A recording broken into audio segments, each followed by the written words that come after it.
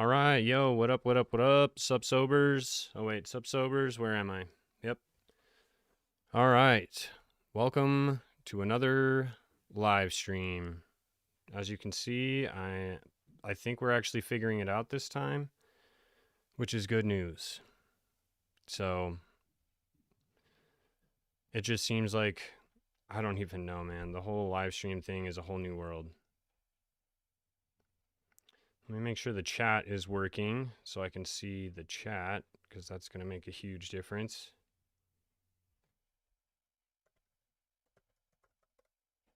All right, I mean, it looks like it's working, so I'm going to go ahead and take that as a good sign. But, all right, cool. Well, I think what happened last time, actually, you guys, was I downloaded a ton of stuff for that live stream. And unfortunately, that live stream was when my computer was completely full. So it was moving super slow and was not handling the live very well at all.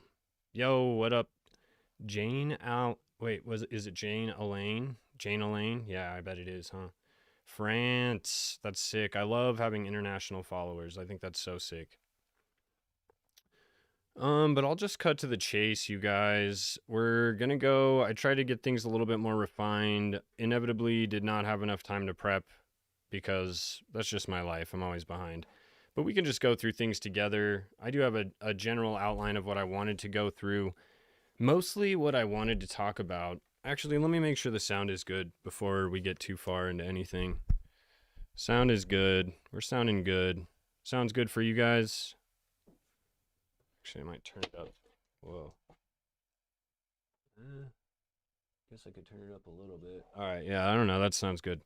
But anyways, one of the things I talked about last week was wanting to start at the beginning. And as I was going through some of the original, origins of Epstein stuff, I realized that nobody knows anything about this freaking dude. Okay, cool. Thank you for the thumbs up on the sound. Much obliged, much appreciated, you guys. So yeah, as I was going through this Epstein stuff, I was just like, what the hell, dude? There's no info about this guy. Like, any info you do find is exactly the same as all the other info that you do find. There is not a single childhood photo of this fool. I couldn't find a single photo of him before he was like, well, I mean, I'll just show you guys, like, this photo right here. This was probably like the earliest photo I could find of him right here. There might be earlier ones. I just didn't see any. So, like, I don't know, dude. Why is he such an enigma? I don't know. But Serbia, hell yeah. Welcome in. Welcome in. Sup, sobers? Sup? But anyways, I just really wanted to go through the original, where Epstein came from. We all know what happened to him. We all know what he's accused of. We all pretty much know what he was up to, really. And these files are just supposed to be providing proof of that. And unfortunately, everything that is providing proof has been redacted. And a lot of the stuff that's redacted and stuff that's lighting up the internet right now is the fact that, well, like, they're not just redacting victims. They're clearly redacting other people who aren't victims. I found this thing. Actually, I'll pull it up really quick. So funny, dude. Literally, what the H? Like, let me see if I can find it. I think it's this one. Yep. Look at this. The list of masseuses. I don't know what that actually means. If they're all victims, or if they had hired masseuses that actually that was their job. Like, who freaking knows? But every last one of them redacted. And it says for protecting potential victim information. Is that true? Who knows? Who actually knows? But as I was going through this stuff, yo, what up, Lorianne? What up, Jamin Building Gas One? Hell yeah. QD, QDing. That's freaking, I didn't get it at first. That's funny. Okay, anyways, what's up, all you guys? Sorry, I can't hit all of you. But anyways, I was going through everything and realized there are people that we can pinpoint are likely in these files or can allude to the fact that they might be in the files or had something to do with this massive Epstein empire.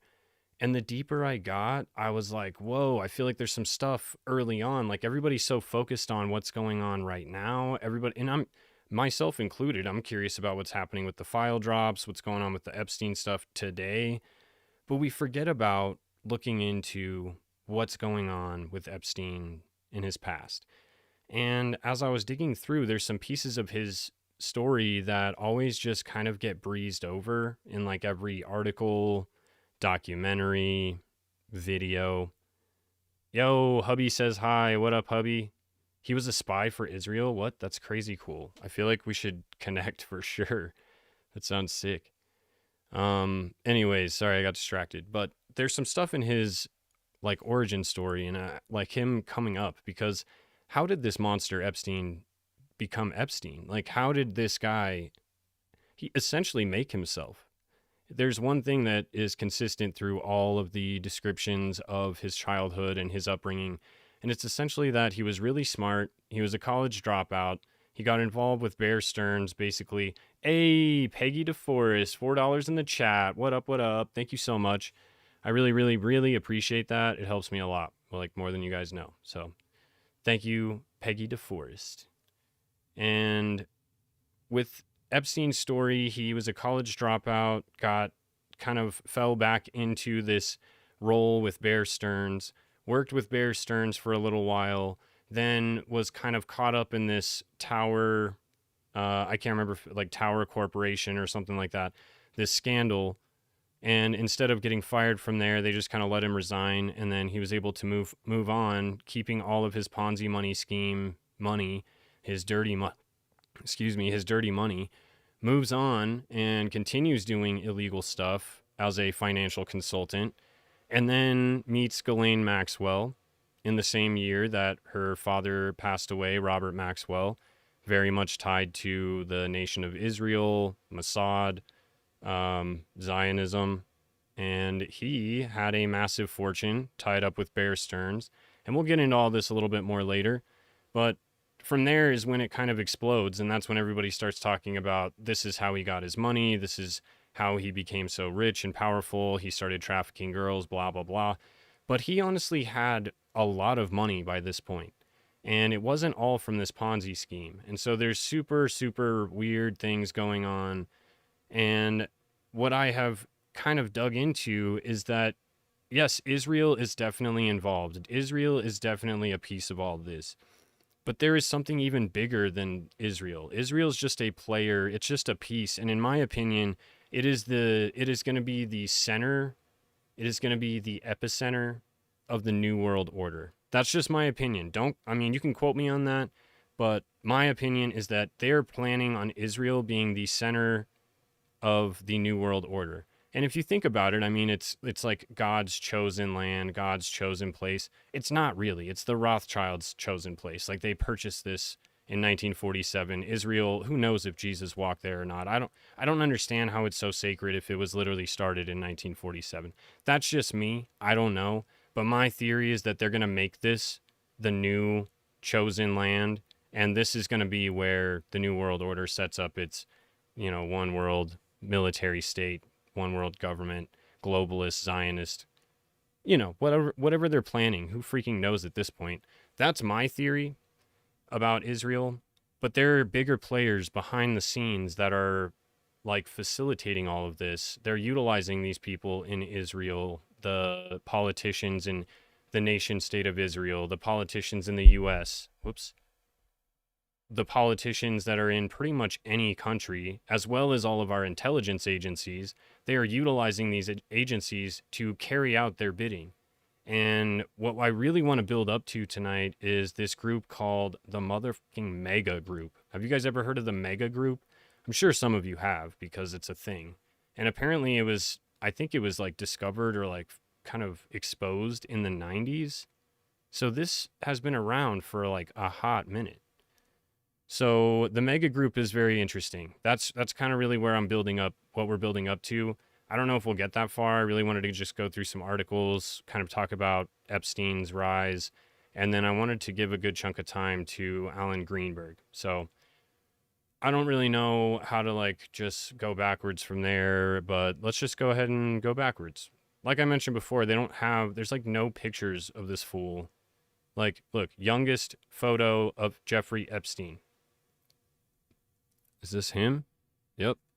I don't know if this is actually him. Let's look. Let me zoom in a little. Okay, that didn't help at all. Is that him? I mean, it says Jeffrey Epstein. I guess that's the youngest photo of him right there. Boom. Look at that. We found it. USA strong, baby. Patriots for life. I feel like patriotism, in my eyes, always felt like, when I was younger anyways, it always felt like you have to be super into politics and you have to be super, like, into a president and you have to be super politically in tune with stuff to be considered a patriot. So I never really considered myself a patriot. But nowadays, my definition of patriot is completely changed. And I would consider myself a very strong patriot, advocating for the foundations of this country, even though we were founded on some pretty sketchy shit. I mean, that's just the way it is. And I do support capitalism. I think that it fuels innovation. It would be great for wealth to be eliminated, but really what would be great to eliminate is awful people who seem to be acquiring wealth. That would be even better, because wealthy, like being wealthy doesn't make you a terrible person, but it does seem to do it a lot of the time. So I don't know, that's just a little aside, but looks like we found a pretty early photo of Mr. Jeff. Every time you type in young photos of Jeffrey Epstein, it just pops up a bunch of young photos with him and like these young kids. So it's like, what? It's really hard to pinpoint young photos of him. That's just AI, don't worry. I hate AI for the photo thing now. Like, it's great, but those photos that are AI should be immediately flagged and like put at the bottom of my search. I do not want to see an AI photo that's generated for no reason. Oh, wait, here we go. Is this another photo? Yep. Is that him? Yeah, it looks like him. With victim. Possibly victim. Yeah, seeing this photo looks photoshopped. You can't trust anything anymore, dude. Trust no one. See this? See this? Trust no one. Alex Jones. Pioneer. He's been saying this shit for years, man. I just desperately really wanted to find a really young picture of Jeffrey Epstein. 1967. I bet this is him right here. He looks like a freaking tool. Yeah, $20 says this is him.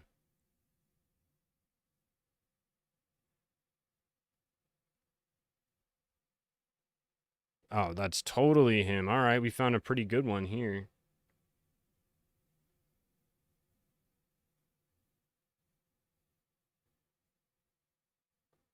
They invented Moses in 200 BC.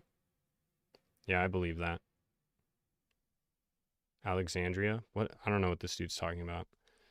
So, anyways, there is some like fairly young photos of him, but as for like baby photos, childhood photos, you're not going to find them. Sorry, you get to watch me save this.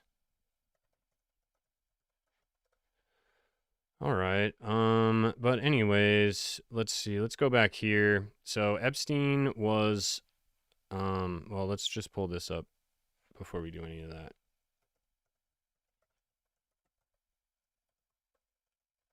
Wikipedia is good for something, you guys. You can get yourself some basic information here. Jeffrey Edward Epstein was born January 20th, and this hit me really hard when I found this out, you guys. If you follow the channel, you guys know that 1953 is a super hardcore trigger year for me. It's just one of those years that pops up. It seems like a lot of sketchy, weird comes out, and it's 1953 that it starts. So, yo, I don't know. You just let people do their thing, okay?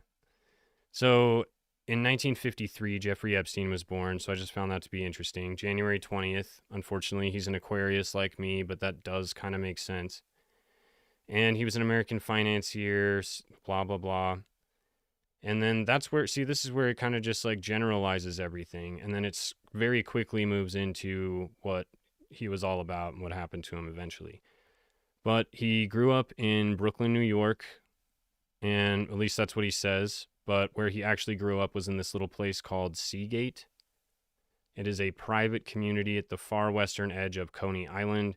It's the oldest gated community, super picturesque suburban area. It says it's wrapped with beaches, so like beaches everywhere around you. It says it's a super middle class suburban area, but it sounds kind of like a dreamland. But, anyways, middle class haven is what it says. And it was an extraordinarily Jewish kind of. Well, that scared me. Bodhi set a timer for 15 minutes for no reason. Yeah, anyways, so he grew up in this area. It was super suburban, super normal, but it was a very heavily Jewish influenced like community. And I think they lived really close to the oldest synagogue, Knesset Israel. So most of you guys probably assumed he was in fact Jewish, and his family was Orthodox Jew. His parents were Seymour and Paula Stolovsky Epstein. And they were immigrants from Europe, and I guess his distant ancestors before they immigrated over to the US actually were killed in the Holocaust. So pretty deep ties with, I mean, very, very extraordinarily Jewish family with deep ties to their family being lost in the Holocaust even. So Seagate has its own police force. See, that's what I'm saying. By the sound of it, it sounds like a freaking nice little area. It does not sound like a cute little suburban middle class whatever. Hulk Hogan, also born in 1953, and your boyfriend. Well, I mean, that's pretty sick. And unfortunately, Hulk Hogan was a legend. So I don't know. I haven't looked into that one. I was going to when he died, but I haven't seen if there's anything weird going on with Hulk.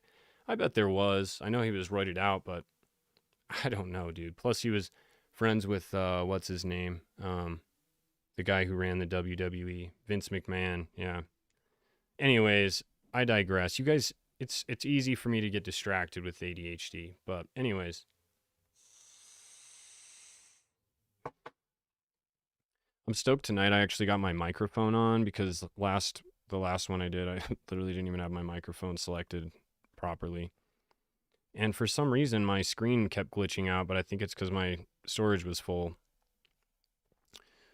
Okay, so he has one brother. His brother's name is Mark. They were both super gifted in math. Epstein was good at piano. He learned piano at a young age.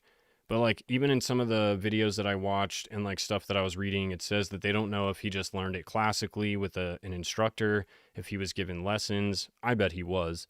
Or if he just like picked it up on his own. He maybe just had like an ear for sound and was able to just do it on his own. It's like little details like this that nobody knows about. And for whatever reason, even though his parents lived here, worked here, were successful here. Let's see, where is it saying stuff about his parents? I think his dad was here we go. Seymour worked for his father's house wrecking company. So his dad, who actually immigrated over, had a house wrecking company, and then he worked for the New York City Parks Department. So I mean, like they were pretty normal, and yet there's no photos. Did he have it all destroyed? Is it wiped? Like maybe he has some serious ties to be able to get all that shit wiped. That's what I would think. But there is nothing, like literally nothing, which is why everybody kind of breezes over it, except for Whitney Webb and some of the other like biographers, or not even just biographers, but people who have covered the Epstein saga in great detail. So I'm currently reading through One Nation Under Blackmail just because I just need to read that. Like I want to, and I'm going to. So that's what's happening. But besides that, there's really no other good like sources for information on him. His dad was a janitor. Probably was a janitor working for his father's house wrecking company, but he was a janitor. He didn't actually do anything. Let's see. His mom actually was a wonderful mother and homemaker, and she worked a full-time job, so she was a baller. And so I don't know. They were both working, and yet they were still middle class in the 50s. Like that was unheard of. Let's see. Epstein attended. See, like, look, they just skip all kinds of stuff. His features are softer, calmer, blah, blah, blah. Friends said he was sweet and generous, and they called him Epi. But nobody says anything about pre-high school. It's just like, boom, he went to Lafayette High School in Gravesend. I don't know where that is, so I can't really pronounce it right, I bet. Then a mix of Italians, Jews, and African Americans. So super like diverse, yet probably inner city style area. Jews could face anti-Semitism and at Lafayette and in South Brooklyn in general. One of the thoughts I had when I was hearing or reading about how he was living in a predominantly Jewish neighborhood slash community, and then went into a school where he was kind of mixed with a bunch of people, and there was likely anti-Semitism like flowing abound. I had this thought that maybe that pushed him to want to, not only being poor, wanting to then be rich one day, because that's what everybody seems to say about him, is he had this dying urge to ultimately be rich one day, like really, really rich, filthy rich. And he was. But the other thing is he might have been given tons of, I don't want to use the wrong word here. He might have just been bullied for being Jewish all the way through, like being brought up. And maybe it was some sort of really extraordinarily traumatizing experience to where he latched even closer to the Jewish faith, the Jewish community, the Jewish culture.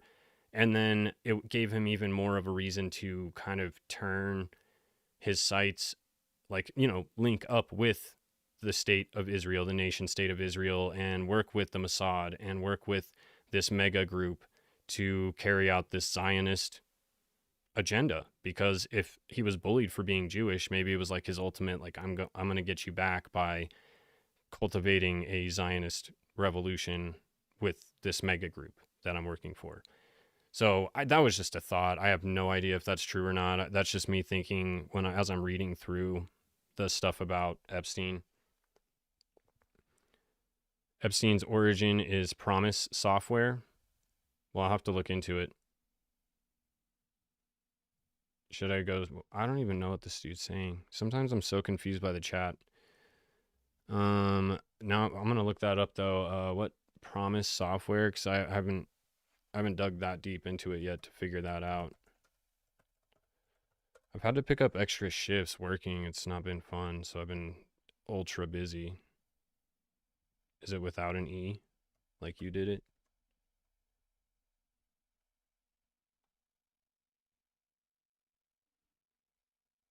Software company developed by Inslaw. Theft, espionage, and legal rulings.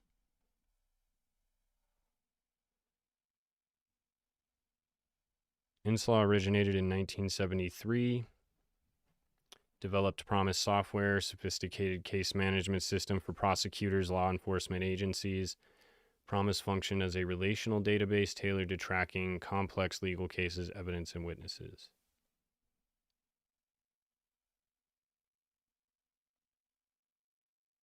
Sabbatine Francus? No, I don't.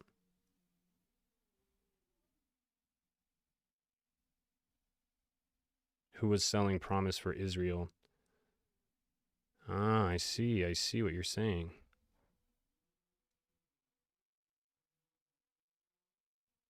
High-level DOJ officials had executed a premeditated plan to destroy Inslaw and co-opt the rights to its Promise software.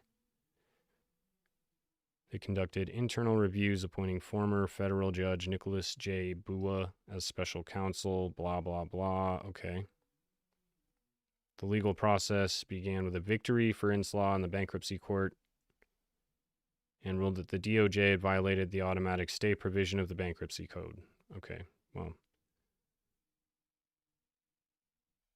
I don't know. I'm going to have to look more into that. That's interesting. Promise was the first AI worth trillions. Yeah, it was just like an AI that went through documents and sorted through like court stuff initially. But then I bet it is like pretty thoroughly developed now.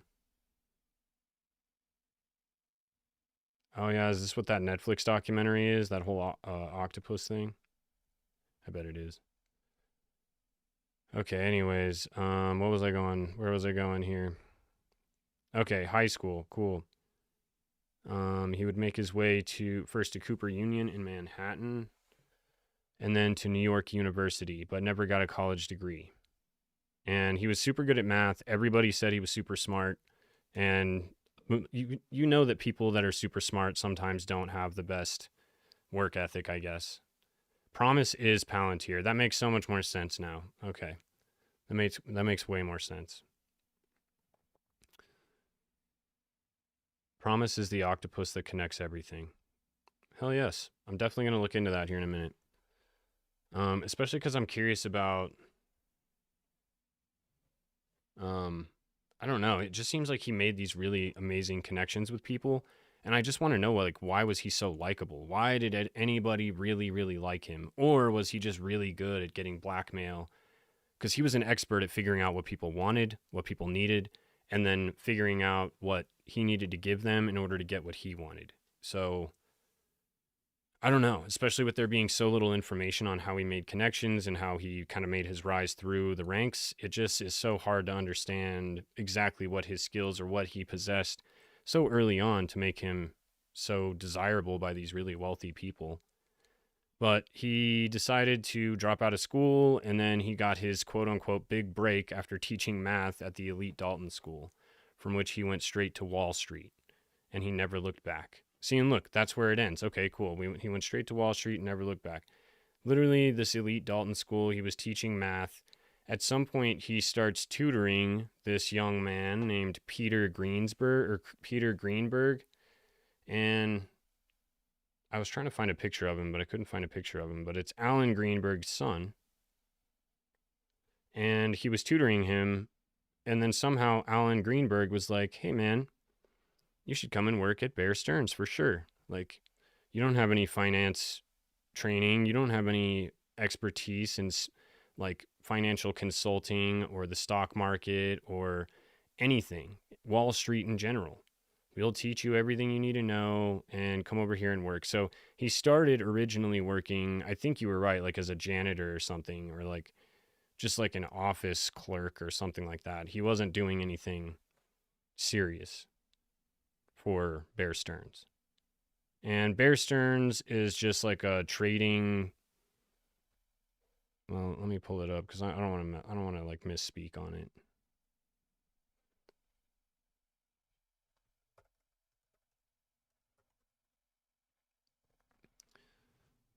Clearly, I don't have a ton of money because I don't know what Bear Stearns really does, but they're an investment bank, securities trading, and brokerage firm, famously failed during the 2008 financial crisis and Great Recession. It was sold, of course, to J.P. Morgan Chase. But Bear Stearns was ran by this guy, Alan Greensberg. And he is the guy that was the father of the kid that was getting tutored by Epstein. And Epstein was good at math. He was a math teacher. He was tutoring this kid on math stuff. And then out of nowhere, this dude, Alan Greensberg, just decides that he's going to, let me go back to my timeline, that he's going to bring him on board and work for the company. And this is the piece that I feel like is the missing link. Like, there's a lot of stuff that kind of builds out of this. No, you haven't missed much. Sorry, Stellar. Yeah, there's a lot of stuff that kind of builds off of this Alan Greensberg guy right here. Boop. Looks like Clive Davis, kind of. Like, I don't know, they just always have that super creepy, into little boys kind of a look. If you know what I mean. Who hired Epstein at Dalton? I don't know who hired Epstein at Dalton. Let's look it up.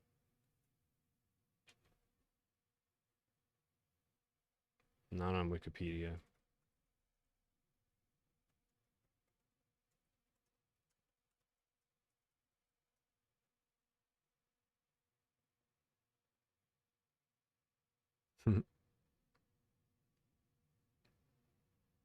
Did Bill Barr's dad hire Epstein as teacher at NYC school? Where are we at? MSN. I love when they debunk stuff because that literally makes me feel like it's definitely true. Let's go back here. Prep school students remember their flamboyantly dressed teacher. Yeah, look at this guy. I bet, like, dude, the teacher's insane. And look, why did he write Epstein on the board? Is that how you pronounce it? It's actually Epstein. Did you guys know? Maybe you guys can't see that. Epstein. Well, yeah, I mean, he's a teacher, so he's probably trying to prey on these kids here. Look at that creep. Epstein. Yeah, he was hired without a college degree to be a teacher. Okay. Like, he just has to have some sort of ability. Either that or he had money to pay people off, but I don't think he did. He just had to have connections somehow. I'm still trying to figure out who hired him. He left Dalton after 2 years. It says just 2 years, but like, I feel like that's kind of a while to stay at a school, especially if you have a better option running Ponzi schemes with Alan Greensberg. It doesn't really say on here anyway. But wait, who's Bill Barr? I don't know who Bill Barr is to know any of this stuff. It's hard being so out of the loop on politics and then diving into a lot of this political stuff because I have to learn as I go. William Barr. Is this the same Bill Barr we're talking about here? United States Attorney General in the administration of H.W. Bush. Interesting. So they're saying maybe Bill Barr's dad?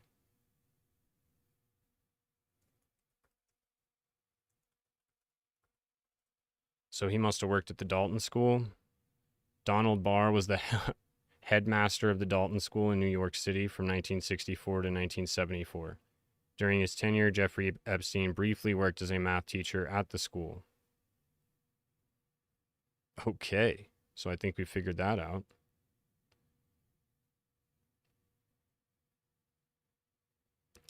Well, that's pretty wild. OSS service? He served in the OSS? What the F? Oh my God. How wild. Worked as an administrator and initiated the Columbia University Science Honors Program.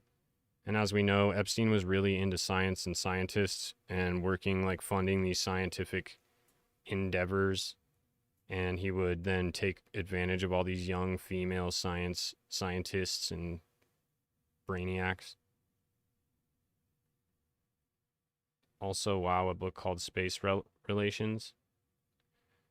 Yeah, I know, right? Slightly gothic interplanetary tale. Dude, what? The How and Why Wonder Book of Atomic Energy? Why is he qualified to talk about that? Who Pushed Humpty Dumpty? Dilemmas in American Education. This is pretty weird. I'm glad you threw this out there. Who was that? That was Cutie something? Yeah, it definitely was. That is funny. So even if he didn't directly hire Epstein himself, he knew that he worked there because he was the headmaster. He was the Gandalf or what's the name of the dude in Harry Potter? Why am I drawing a blank right now? Same guy that plays Gandalf though. Hang on, I wanted to go back here because I asked Grok for some stuff. Okay, so this is a list just to give you guys an idea of who Alan Greenberg is and the Bear Stearns Company's track record for success here. These are all of the controversies or conspiracies that have been discovered or aligned with Bear Stearns, aka Greenberg. And going through all of that, I was like, well, this is all the same stuff. This is exactly how Epstein started getting rich and how he learned to start manipulating the system financially. Dumbledore, thank you. What the dude? Seriously, struggling right now. So there, even before Epstein came on board, I feel like there was something that Epstein brought to the table that let Alan Greenberg know, yo, sure, I'm down to do some illegal stuff with you. At some point that had to have happened, right? Because he brings him in, I think, when did he start working there?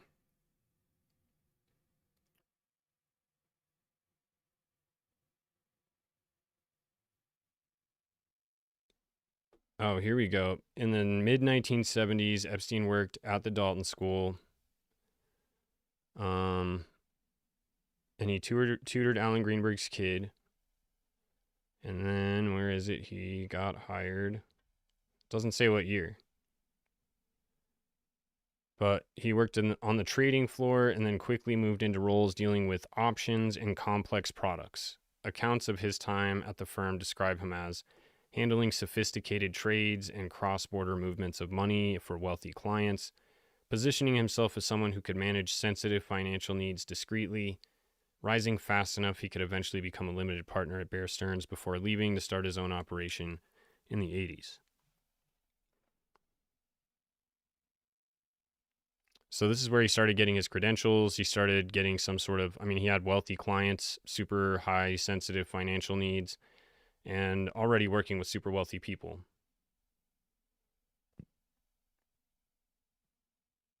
Gary Wayne. Okay, we'll have to dig into that for sure, because I haven't heard that name. Although it's a pretty basic name. Let's see.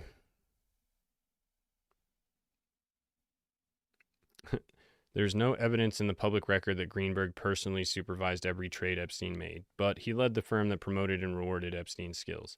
Yeah, exactly. So that it's just his way of distancing everything that Epstein did illegally at Bear Stearns from Alan Greenberg, because Alan Greenberg, I think, died in like 2014 or something, or I don't know when he died, honestly, but when he died, he had never been prosecuted for any one of these completely long lists, this huge list of controversy involving Bear Stearns. And then to make things even weirder, this is the part that I thought was pretty interesting. Robert Maxwell, Ghislaine's dad, he was a Mossad-linked fraudster looting $460 million pensions, had money after he died that all this money just went missing that he had. It just was unaccounted for. And then it turns out that he had a ton of money tied up in Bear Stearns with accounts there. And then he'd also set up all these different shell companies and put all of his money dispersed it all into these different shell companies. Now, the interesting piece about that is that was in like 1980, right? In 1981 is when Epstein is introduced to Ghislaine.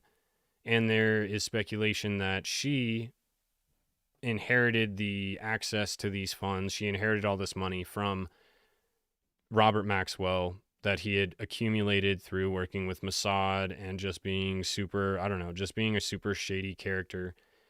And that is how Epstein ended up getting extraordinarily rich, was through his connection with Ghislaine, because she had all this money from her dad. And this also seems to me to be the place in 1981 when Mossad starts working, or Israel in general, or whoever Ghislaine and her family are tied with, Mossad and who else. That's when Epstein starts getting introduced to these other people, and he's working for Alan Greenberg, who seems to be a pretty wealthy, tied-in individual. And why I asked Grok, like, why did Alan Greenberg never get caught for any of the stuff he was accused of or did with his firm? And it's because it's a corporation, so there's limited liability, of course. But then on top of that, all of his clients were extraordinarily wealthy. There's no way that you're ever going to get these people taken down or out of their positions of power because they're just too powerful to even accuse this stuff of. So having hugely wealthy clients, I think Epstein realized, makes you untouchable. And I'm not really sure. I think this is at this point when he starts getting a name for himself. He has these wealthy clients under his belt. He's worked for a reputable firm like Bear Stearns. He has likely done illegal stuff, embezzling money through different shell companies, through these different, I don't even know, just like random insider trading deals to where they can move money and then invest in certain things to be able to make more money very quickly. And I know that what they ended up getting caught for, let me see what it was. Here we go. This is insider trading cover-up. He quietly let Epstein resign after SEC flagged illegal tips on Towers Financial Bonds, an early Ponzi link. So he was essentially running this Ponzi scheme where they would take the losses from like their investments each year, or it wasn't the Ponzi scheme. They were taking investments that they were running that ended up taking losses, and they would like funnel them into this shell company temporarily. And then after the market kind of came back, they would funnel that money back into the market so that it did well. So they didn't lose any money, And then they also were able to gain money when they put it back into the stock market. And they knew when things were going to tank because they were insider trading, of course. But I think what they ended up getting screwed on was this Ponzi scheme involving Towers financial bonds. And let me see. I want to go more into that. I'm just going to type this in so I don't forget about it, because I will.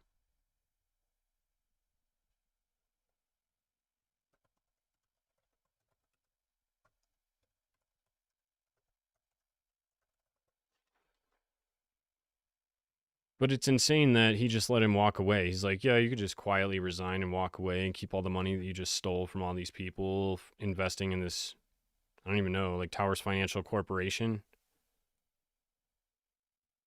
run by Stephen Hoffenberg, defrauded investors of over $450 million between 1988 and 93. He was hired and alleged to be involved in this scheme. Never charged. I just want to know how this operated. What were they getting people to invest in, and how are they getting them screwed out of this money? He was a consultant. He had to raise funds, blah, blah, blah. Okay. That's not what I want to know.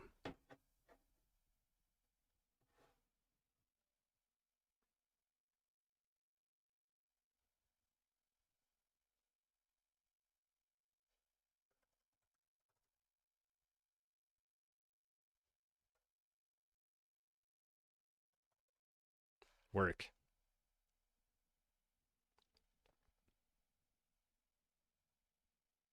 No, I don't want to watch a video on it. It's too long.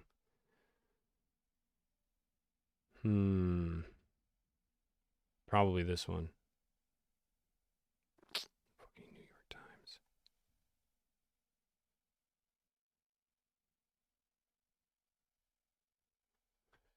Involved raising over $400 million by selling bonds and promissory notes to investors using false financial statements. The funds collected were then used to pay earlier investors and cover operating costs, while the founder and his associates lived lavishly off the money. But what was Towers Financial?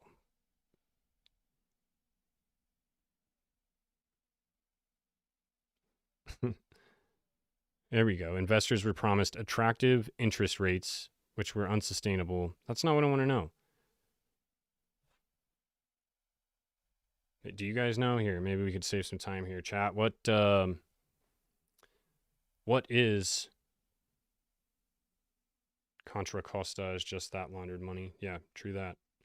The whole Iran Contra thing is all about the laundering of money and freaking getting the CIA to move their operation out to Les Wexner's airfield in Ohio. That shit's wild. What was Towers Financial? Like, what were they just like a consultation firm? They invested money, did the same thing that it was a debt collection agency that operated a Ponzi scheme, defrauding investors. Okay, so what kind of debt collection? Why are they debt collecting? Focused on purchasing debts owed to hospitals, banks, phone companies, paying a fraction of their value. Oh, okay. Kind of like taking people's debt on and then paying it off for them, but then they're kind of like permanently indebted to them. Interesting. Is owned by the same people that the airfield in Ohio is owned by the same people that own Lake Charles, Louisiana Chenault Air Base, another key location overlooked in the Epstein affair. That own Lake Charles, Louisiana Chenault Air Base. Yeah, I haven't heard anything about that. That's super interesting. All right, hang on. I want to see what this is all about. Gary Wayne, Jeffrey Epstein. Let's see what comes up. Can't do that one. New York Times.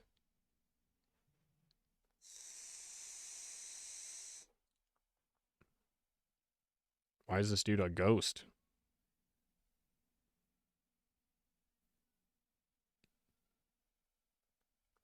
Look up Evergreen Aviation.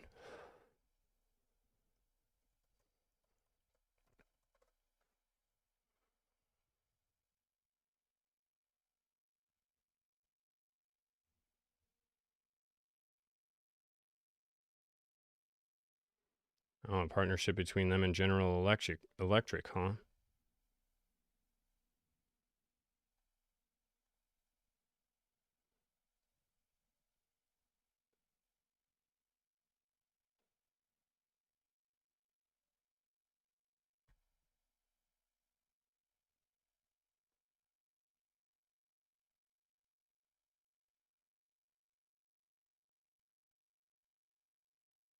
Damn, I wanted to see. Got 20. Damn, there's a bunch of them. Conveniently placed.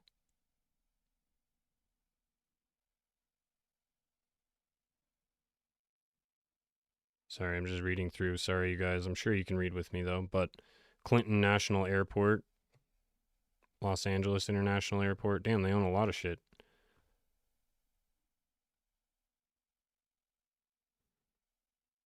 What is it? It's a private jet company? Is that what it is? Let's see if it. There's no like about section, so. Founded with one purpose, to provide passengers with the most up-to-date airline-related news they could find on the web.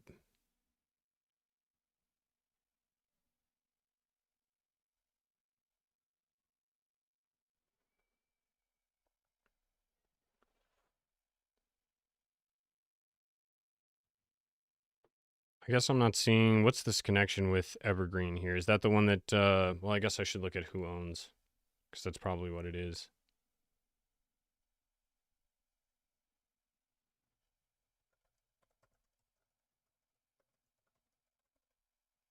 Of course, that's why there's no contact information on there. Most likely. Bill Stoller.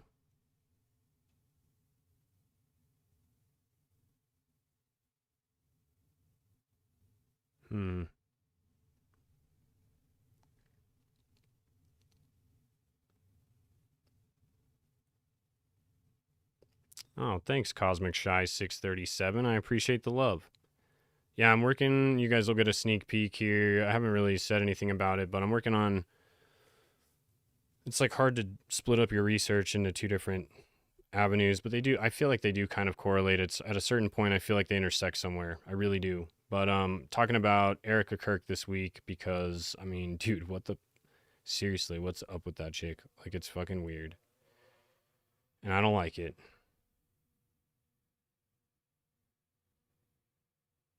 Okay, so I wanted to get back to Greenberg because let's see. I just wanted to get through the oh,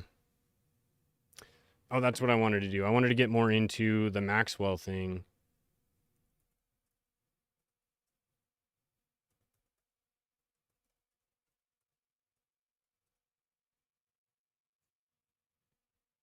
And I did have one more question. I want to know.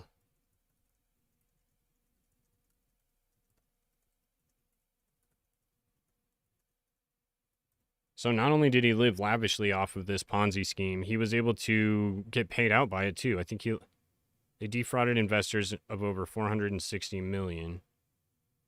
But that's obviously not all Epstein.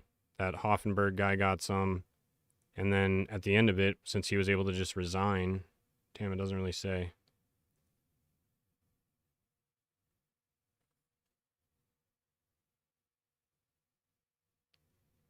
Yeah, dude, crazy. His estate was like $597 million dollars. It was insane.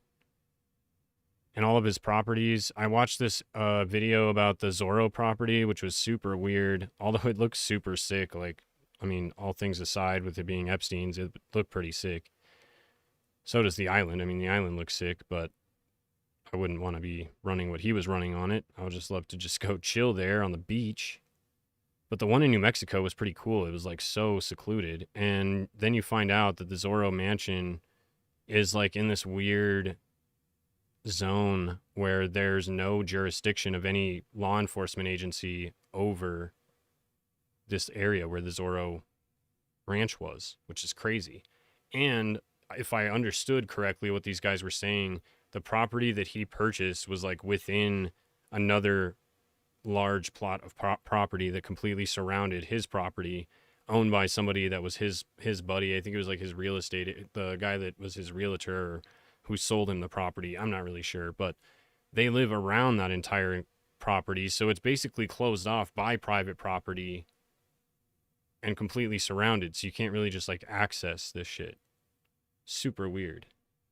Yo, Life with Lori, thanks for the $5 in the chat. $5 in the chat. You are amazing. I appreciate that so much. So yeah, I thought the Zorro, I mean, let's look at a picture of this shit because it's kind of crazy.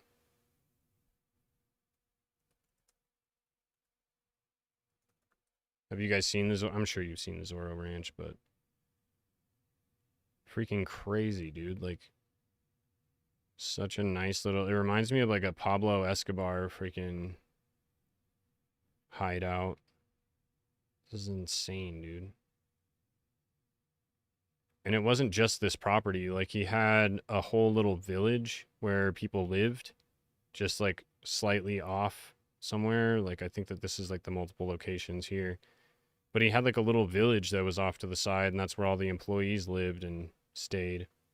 And he had the weirdest artwork in here too. And he had a fertility room in there.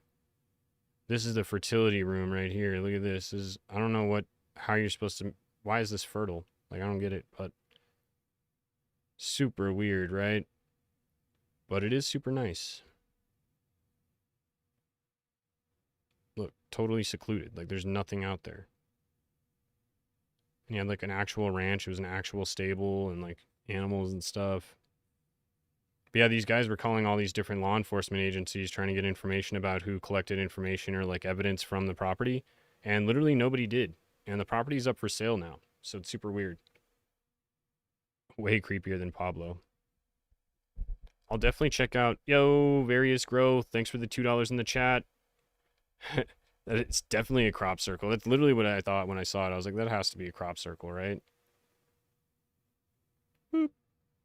Aliens come pick up people from here. I don't even know, dude. It's super wild, but hang on, let me go through a couple other things. Oh, okay, so this is totally something different, but I was just looking into seeing if this Greenberg was connected with the other Greenberg, because he was also doing stuff, paying underage girls for stuff, but he wasn't, not connected.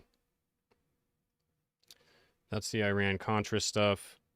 Oh yeah, I was curious to see like where Epstein's kind of past came from, but I don't know. Is that his brother Mark?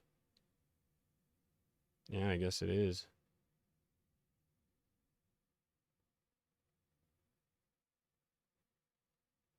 Okay, yeah, here we go. This is what I wanted to do though. Robert Maxwell, Bear Stearns account.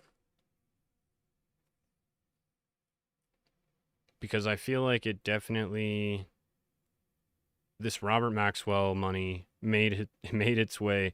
Oh, that's what it was.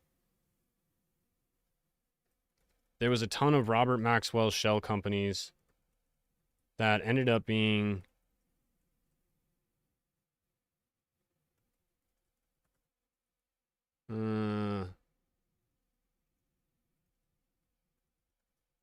they were overlapping with Epstein, so like they would transfer hands. They would go from Epstein or Robert Maxwell's like shell company, whatever, and it would change hands and go into one of Epstein's subsidiaries, financial asset holding companies. And that is kind of interesting because that kind of proves that this money did make its way to Epstein.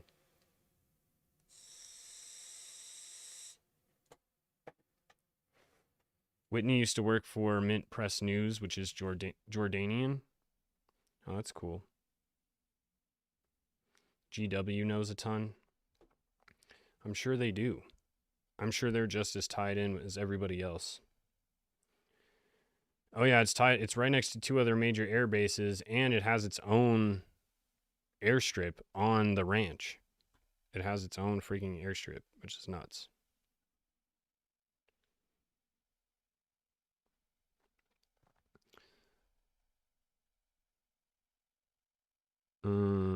Investigations suggest that both men had connections that may have been involved financial dealings and intelligence operations. Okay, we already know that.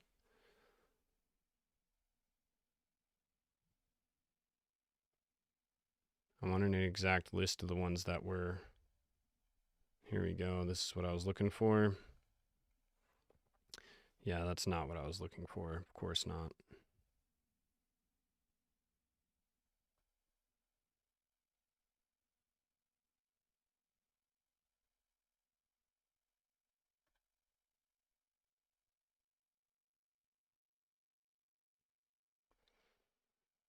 Well, it definitely was this guy, Adnan Khashoggi. I don't know if I'm saying that. Adnan Khashoggi, who was linked with Epstein. He was linked with Robert Maxwell, but he was also linked with Alan Greenberg because he started dealing with Adnan Khashoggi's like finances through Bear Stearns, and that's how he ended up getting connected with him. And essentially, I think that's when they started really funding Epstein, like completely funding everything he was doing. And I would imagine that is also how he started getting more tied in and was starting to rise in wealth, power, and then started actually moving towards this whole blackmail. And I would imagine that that is, I don't think that he is the first person to be hired by this mega group to start gathering blackmail on people. I just think that they found a way to do it through Epstein that seemed to work well. And he was kind of like an undercover agent, just working. Coachella has lots of missing people. That's super interesting and true. Um, yeah, I know. That's why Whitney Webb's book is the go-to for all of this information. That's for sure. I would highly recommend the book. I've just started reading it, but it is super good so far. Lots of shit in there. Let's see. Robert Maxwell was described as a triple agent, a man with a dubious reputation.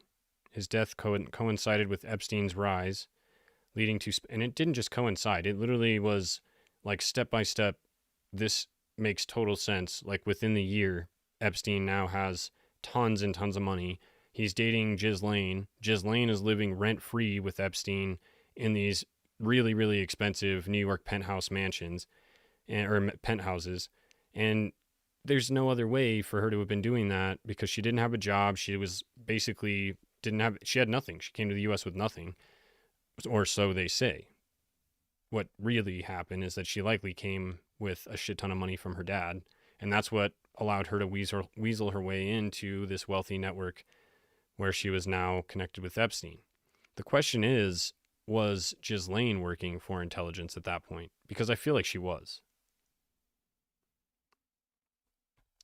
They were exiled in the 1600s by almost all nations, then returned when mud flood hit in 1811, 1812, took over former Russian Empire riches, and how you get a Bolshevik Jew revolution in Russia. So true. Also, I don't remember who it was. I'm pretty sure that it was just like the genocide of like I don't even know. It was way more than 6 million, but it was the genocide of the Jewish people killed tons of Russian Christians, and I think that it kind of coincides with what you're talking about.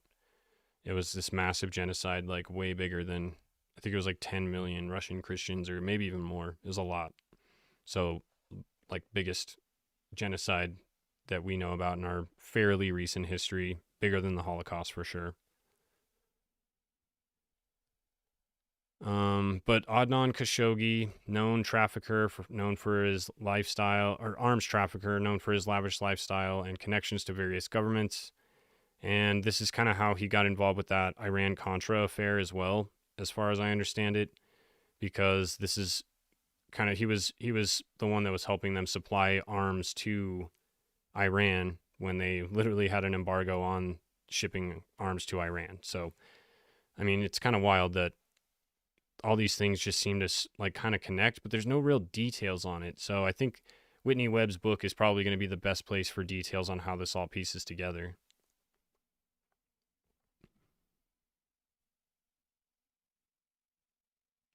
This is not what I wanted though. I was looking for.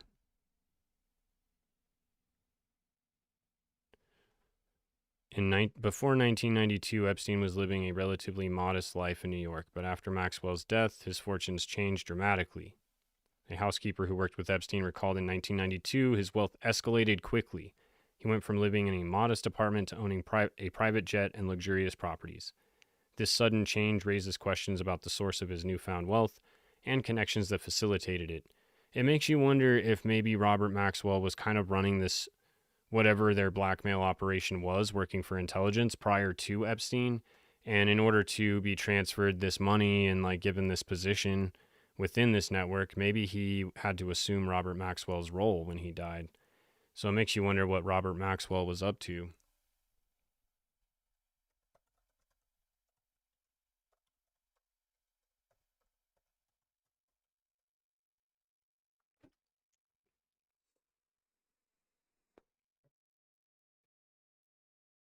Let's see what Glitter Girl has to say about it.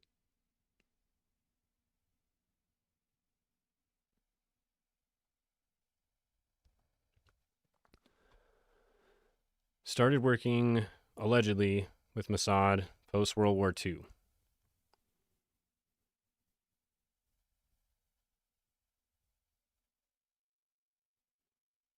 Here we go. Promise software comes back up. A core allegation centers on Maxwell's role in distributing a backdoored version of the Promise software, turning it into a tool for global surveillance. See? So we are getting a little closer here with Robert Maxwell being in charge of gathering blackmail information on people. If he has access to this backdoored bootleg version of Promise software, which literally just what?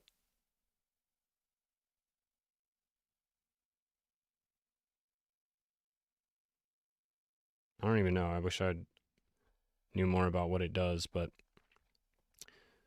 Promise distribution. He allegedly sold a modified version of this software. It was stolen and altered by Mossad with a backdoor to over 20 countries, including China, Russia, India, and even U.S. facilities like Sandia and Los Alamos National Laboratories, allowing Mossad to access classified data from buyers. Crazy.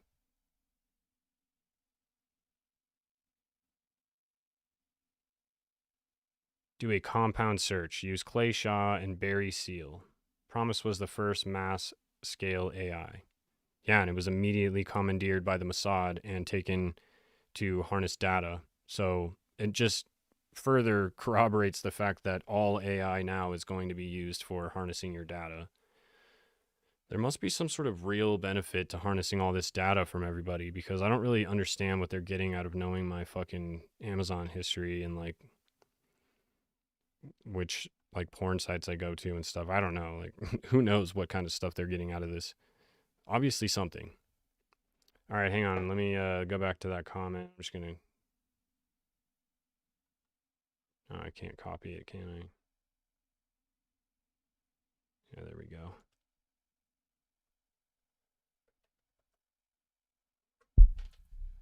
Compound search.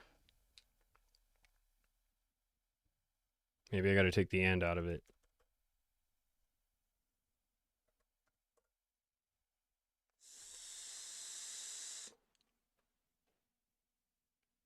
Oh, capitalize the and. My bad.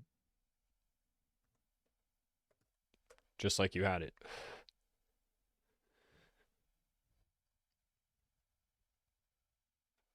Well, there's only a couple.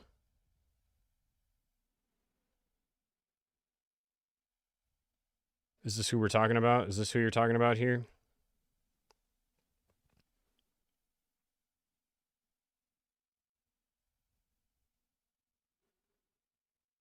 I think it is. So, Barry Seal, the son of a candy wholesaler, that's a job. I want that job. Was born in Baton Rouge, 1939. His father was a member of the super lame club. Seal became obsessed with aircraft, took his first solo flight at 15, and joined the Civil Air Patrol in Baton Rouge. His unit was run by David Ferry, and David Ferry I know has connections with, yep, there it is, Lee Harvey Oswald. According to John Odom, a fellow CAP member, Seal met Lee Harvey Oswald during his training. Yeah, there's actually pictures of David Ferry with Lee Harvey Oswald in, I don't remember, whatever branch of the military they were in. Wait, here we go. I guess it'd be the Civil Air Patrol. Tosh Plumey claims Barry Seal began working for the CIA in the 1950s. He was involved with military intelligence.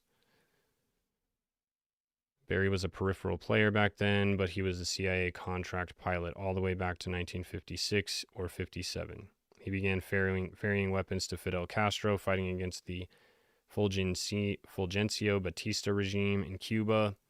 So he was a main player in all the Cuban Missile Crisis and Cuban Revolution stuff. At the time, a section of the CIA was supporting the overthrow of Batista. Okay, cool. He became a CIA pilot in Guatemala. Believed that Seal was involved in training Cuban exiles on No Name Key in Florida. A member of Operation 40.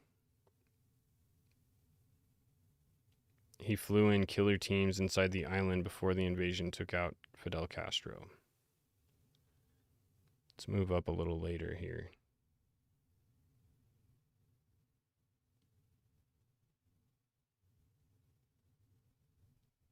So he got caught at some point.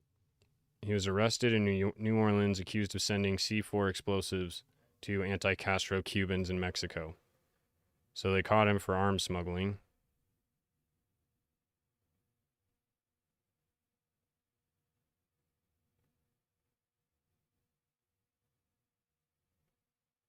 Ferry and Shaw recruited Seal and Oswald.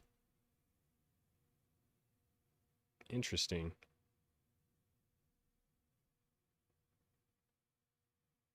Witnessing a cocaine drop from the CIA, yeah, because they're the biggest traffickers on the planet. Let's see, a known associate of the CIA, James Boy. Boy's aircraft were later used to fly Oliver North's mercenaries in and out of Honduras. I feel like there's got to be more to this story down here. Seal began a close relationship with the Colombians and became part of the Medellin cartel with Pablo Escobar.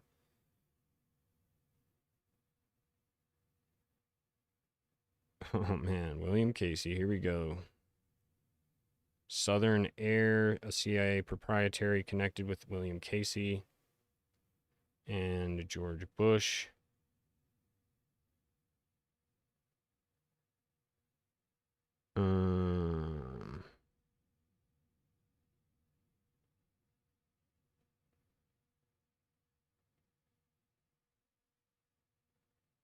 Dude, this guy's connected to everybody. A Watergate prosecutor. Let's see. Seal also offered to provide information to the DEA implicating federal officers in the Iran-Contra scandal. This included Richard Ben Veniste, a Watergate prosecutor who played a crucial role in the successful flight to secure the secret Richard Nixon White House tapes. Ben Veniste represented both Barry Seal and Bill Clinton in the early 80s.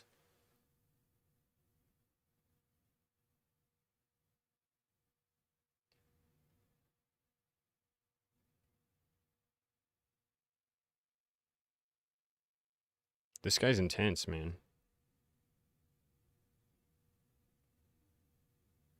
It is wild how everything seriously feels connected.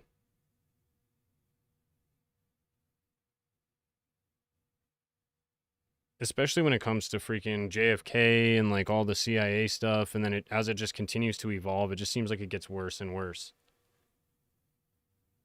That Bill Gates and family are related to the royal UK families. Their faces are identical when compared. I believe that. They're all keeping the bloodlines pure, you guys. You got to keep the bloodlines pure. I'll keep that up because I want to read through that a little later.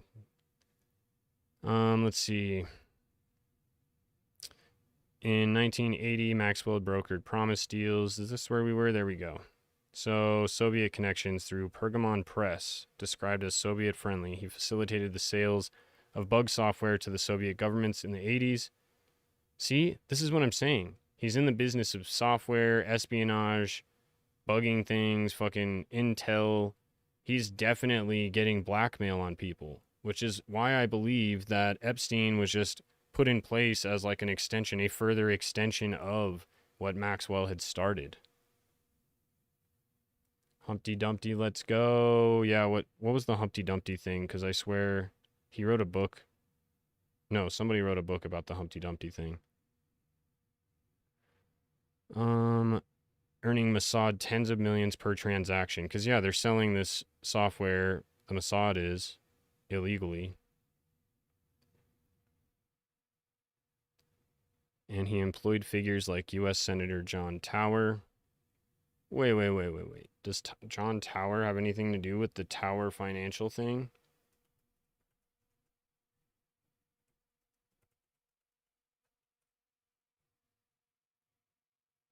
McAfee, wonder if he was a part of all this. A part of me feels like he was, especially with how connected he was with technology. And that seems to be what everything is focused around, is technology, technological control, information harnessing. Now I forgot what I was looking up here. John Tower. Is there more info I can put in there? U.S. Senator.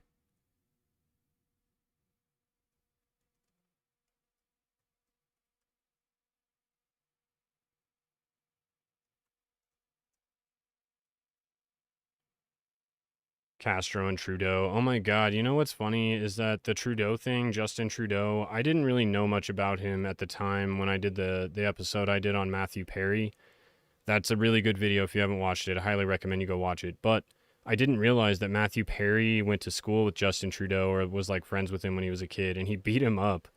And it didn't really mean much at the time, but it definitely means more now. And it almost makes me wonder if Matthew Perry might have had some more connections to Trudeau, or maybe that animosity never left. Who knows? But it certainly makes you wonder.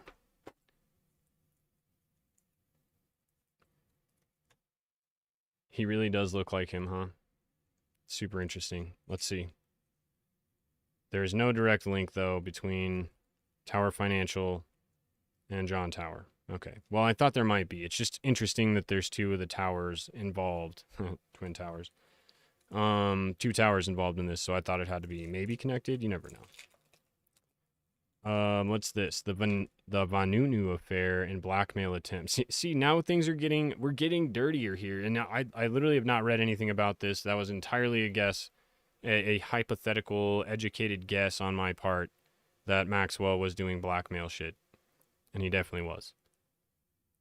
His operations extended to high-profile intelligence leaks and culminated in alleged extortion. Boom. Factual allegations. The Mordecai Vanunu case. Maxwell reportedly informed the Israeli embassy in London that nuclear whistleblower Mordecai Vanunu had revealed Israel's nuclear secrets to the Sunday Times and Daily Mirror. This led to Vanunu's Mossad, orchestrated kidnapping, smuggling to Israel, and 18-year imprisonment for treason. Dang. Facing financial ruin, Maxwell embezzled from Mossad profits and his employees' pensions funds over $750 million. He attempted to blackmail Mossad for a bailout, which allegedly prompted his assassination.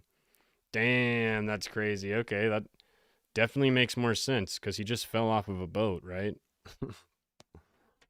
Wow.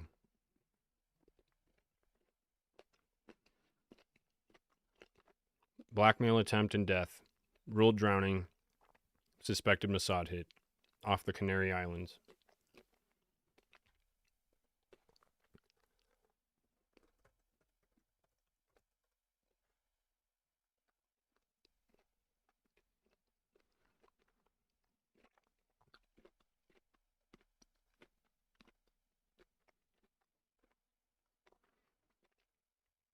Sorry, I'm chewing, but what I'm looking into is, I don't know shit about the Canary Islands. Is this where Epstein's freaking island was? It's in the Atlantic. We're not talking the Pacific Ocean here. We're talking Atlantic. He sold them bugged promise.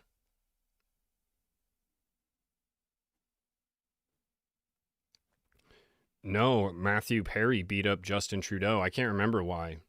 I might say it in the video. I think I threw it in as a fun fact, but definitely Matthew Perry beat up Justin Trudeau when he was a kid. Kid bully. He had it coming. Even if it was preemptive, he deserves it.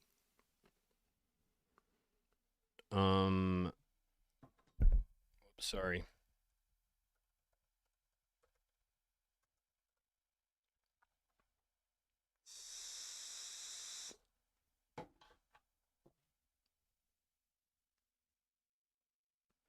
These are not, in fact, the same islands, are they?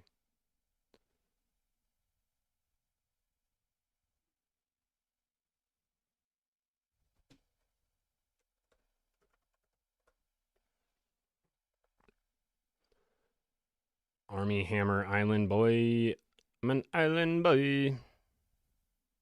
Oh, okay, it's off of Spain, that's why. Duh. Okay, this is where he died. All right, we learned something today. The Canary Islands, off the coast of Spain. Did you guys know that? Well, good. We all learned something today. Great job. I swear, Americans are the least geographically cultured people, but I could be wrong. Maybe all cultures have no idea about the map, the geography of the world. The only thing I know is that Antarctica is definitely off limits, and it makes me real curious. I don't get caught up in the flat Earth theories too often, but every so often I do, and the ice wall definitely has some real merit to it. The ice wall for sure. I haven't gone fully flat Earth yet, but I definitely think that the ice wall is a very very interesting, especially when you hear about the guy who sailed around the entire perimeter of Antarctica, and he tracked the mileage, and it was definitely way more, probably kilometers, way more kilometers than they were anticipating. So I'm not going to go too. I'm not going to go. Justin's a clone. I'm not going to go too flat Earth on you guys. I just had to mention that because Antarctica is kind of a wild. It's like a wild rabbit hole to dive into. Okay, so that is interesting. So I don't know. That adds a whole nother layer to things though, because if he was murdered for blackmailing the Mossad, he somehow all of his money gets transferred through Ghislaine to Jeffrey Epstein. Now Epstein has Robert Maxwell's money. You'd think that Epstein would now be a target. You'd think that Ghislaine would be a target. You'd think that they'd want this money back. You'd think that they would want something. And yet now Epstein, maybe that was his punishment or something. Like, no, you have to either, like, I just don't know. Like, Epstein wouldn't be punished for anything. So I don't understand what would warrant the Mossad then wanting to bring Epstein in if he has all this money that came from Robert Maxwell, who's a known enemy of the Mossad at this point. Triple cross.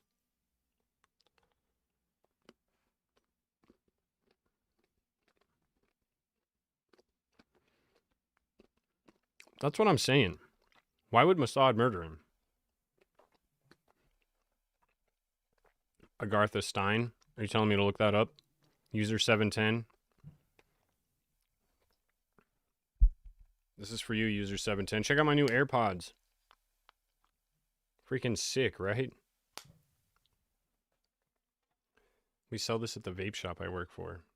Hey, Various Growth, another $2 in the chat? Hell yes. Thank you so much. 130 children from Epstein?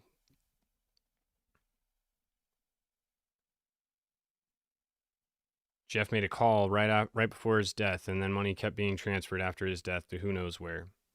Yeah, as far as I know, a lot of his accounts are even still active. There's still accounts that are being, like, drawn off of or something. Like, they're still paying things out from Epstein's accounts. It's kind of wild.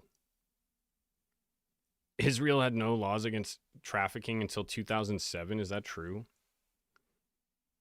Yeah, the AirPod cart's dope, right? I thought that was sick. My vape shop sells them. I was like, I gotta get one. What are we going through here? Oh yeah, you wanted me to look up Agatha. Hang on, I want to spell it right. Agartha, or was it Agatha? Yeah, Agartha Stein. I never heard that before.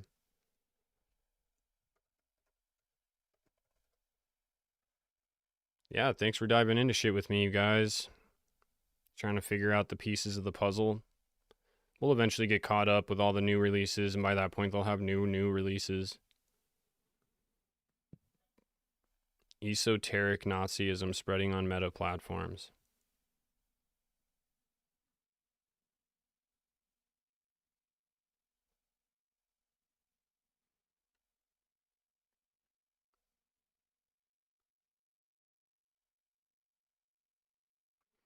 Yeah, and Maxwell is Jewish AF, so I don't know. It doesn't really make any sense. I wouldn't think Mossad would kill him, but also he was trying to blackmail them, so it makes you wonder who he was working for other than Mossad.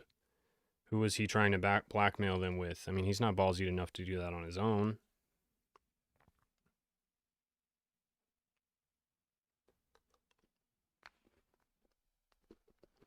Probably still alive.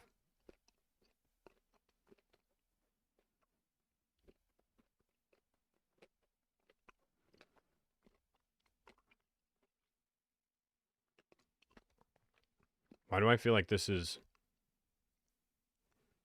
a freaking hole that we're about to jump into? Is this what you were talking about? Oh yeah, Sabbatean Frankists. Yet again, never heard of it, so I'm stoked to look at this.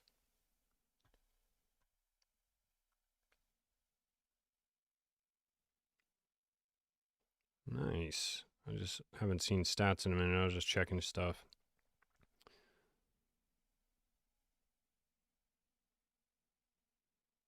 Oh, is this having to do with some flat earthy stuff?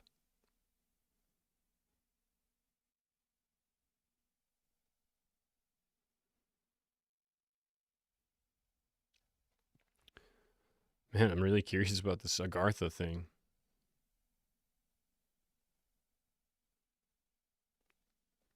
Yeah, that's exactly what they're saying. A Mother Swords. It would be if it was a wall that goes around the whole edge of our plane, then it would take way longer. And that's exactly what happened. They were thinking they were just going to go around this tiny little ice thing down at the pole of the world, and then they ended up going way longer, like not just like a little bit longer, like oh our calculations were off, like significantly longer. There was a Jewish woman on Sally who said her dad sacrificed children of Gentiles. Family secret. Yeah, I remember seeing that, and she made it seem like it was totally normal, and they lived in like a normal neighborhood and stuff. That was really funny, and also kind of crazy. They don't sail around anymore. Yeah, they don't do shit anymore like that they used to, man. How come nobody's sailing around Antarctica now? Probably because they're not allowed to. They'll get fucking murked.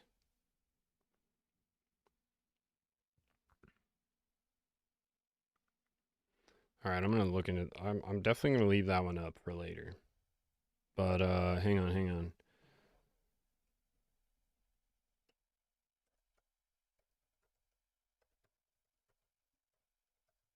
Sabbatean Frankism, a religious movement originating in rabbinic Judaism of the 18th and 19th centuries, created in Podolia, named after its founder Jacob Frank. It's not a very Jewish name in my opinion, but it's kind of wild. He rejected Jewish norms, preaching to his followers that they were obligated to transgress moral boundaries, embracing antinomian what? Antinomianism? Okay, I gotta know. The more you know. Unless you guys know what this means, because I'm sure you don't. Antinomianism is a belief that rejects the necessity of following moral laws, particularly in a religious context, arguing that faith and grace free individuals from such obligations. Yeah, I could totally see that. My dad always said stuff like that. Like we abide by the laws of the country because the Lord says we need to, but really we don't. We really only like have to answer to the laws of God. And I feel like that's kind of a real fancy way of saying that. Antinomianism. Never heard that word before. The Frankists engage in incest, orgies, and sex rituals, such as the infamous 756 incident in Landskraun, where they were allegedly caught dancing around a half-naked woman, symbolizing the Shekinah. At its height, Frankism claimed perhaps 50,000 followers, primarily Jews living in Polish, Lithuanian Commonwealth, as well as in other Central European areas. Frankists Later, Frankists were encouraged to convert en masse to Catholicism. Oh, what? So that's where we get Catholicism? Is that what you're saying?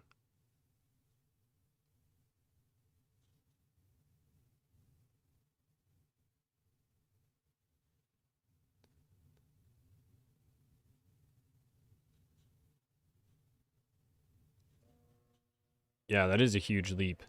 Antarctica is 9,900 miles. Here, I'm going to look it up real quick.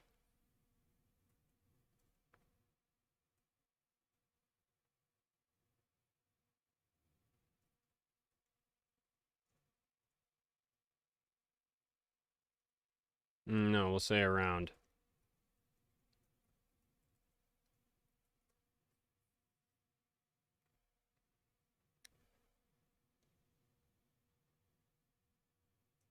We got to add flat Earth in there. It's probably not going to do it.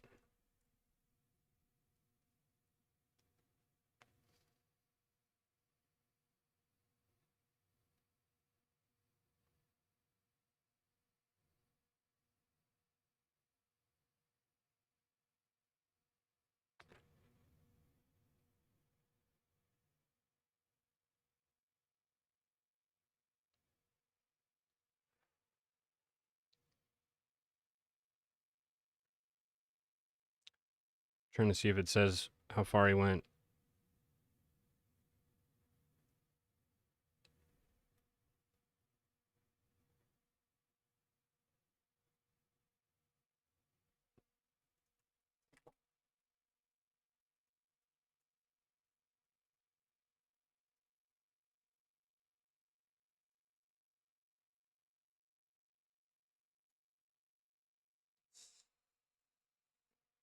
Approximately 60,000 miles.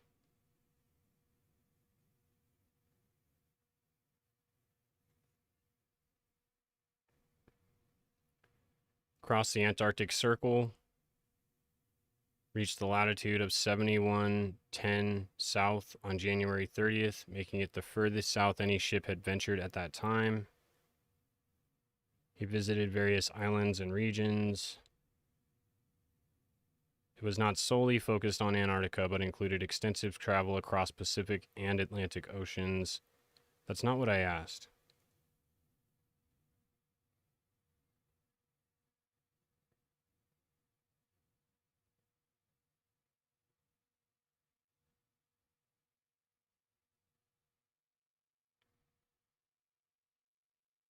Polar voyages. God, that sounds terrible.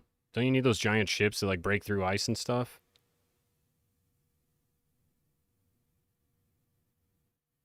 Look up the book The Iron Republic. The Ashkenazi were polygamist. Yep. You know what's funny? My boss at work is like 1/16 or something Ashkenazi Jew, and she says that they always like she has like this organization, this Jewish organization that will reach out to her all the time and try and get her to come back to Israel to just have like a free trip. And I was like, why? She's like, because they want you to come back and then fall in love with like the culture, and they like wine and dine you, because only Ashkenazi like lineage Jews can purchase property in Israel, is what she said. Truth of that, I don't know, but that's what she said. So they're always trying to get these chicks to come back because that gene, the Ashkenazi gene, is only passed through the woman. It's only passed through females. So no, that was the Pacific Ocean. My bad. I definitely messed that up. You guys know how much engagement that one little idea gets? It's crazy. So many people. They're like, this guy's so dumb. I don't trust anything he's saying. Okay. So he didn't. No, this can't be the guy that I'm talking about then.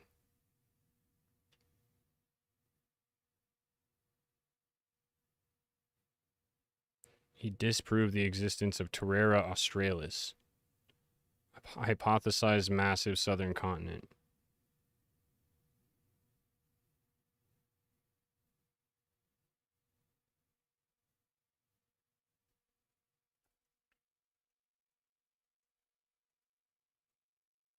We're gonna fucking find this, you guys. I'm determined.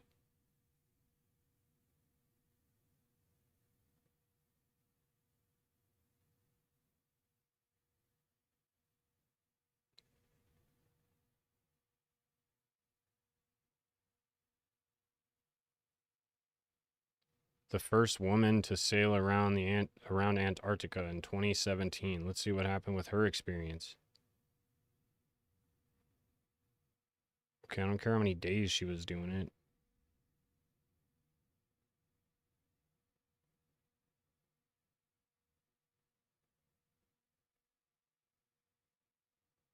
Antarctica Cup Yacht Race.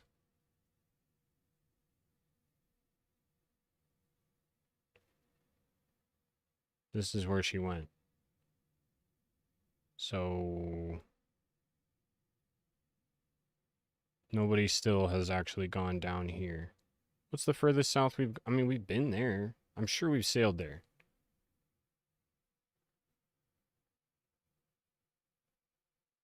What's going on here?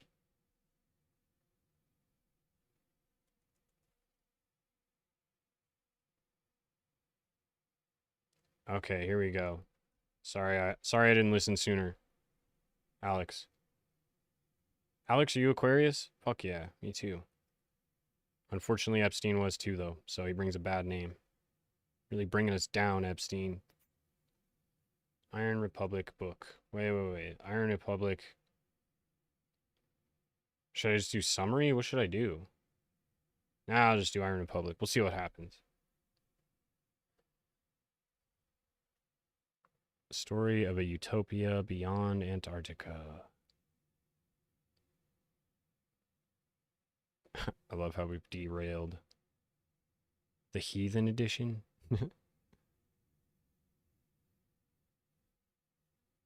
First serialized in 1902.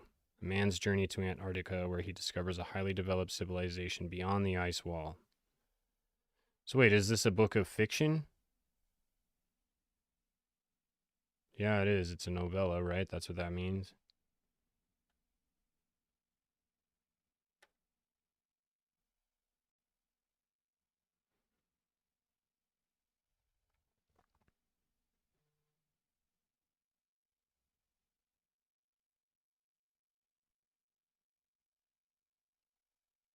Government that takes care of its citizens. No debts and credit systems. Advanced technology, including flying boats. God, that sounds sick. That's where the aliens live, over the ice wall. Okay, that book actually sounds kind of cool. I don't really read a lot of fiction, but that sounds like one I would read. This sounds freaking wild, but... Okay, wait, you said Purple Gang. Somebody said, look up Purple Gang.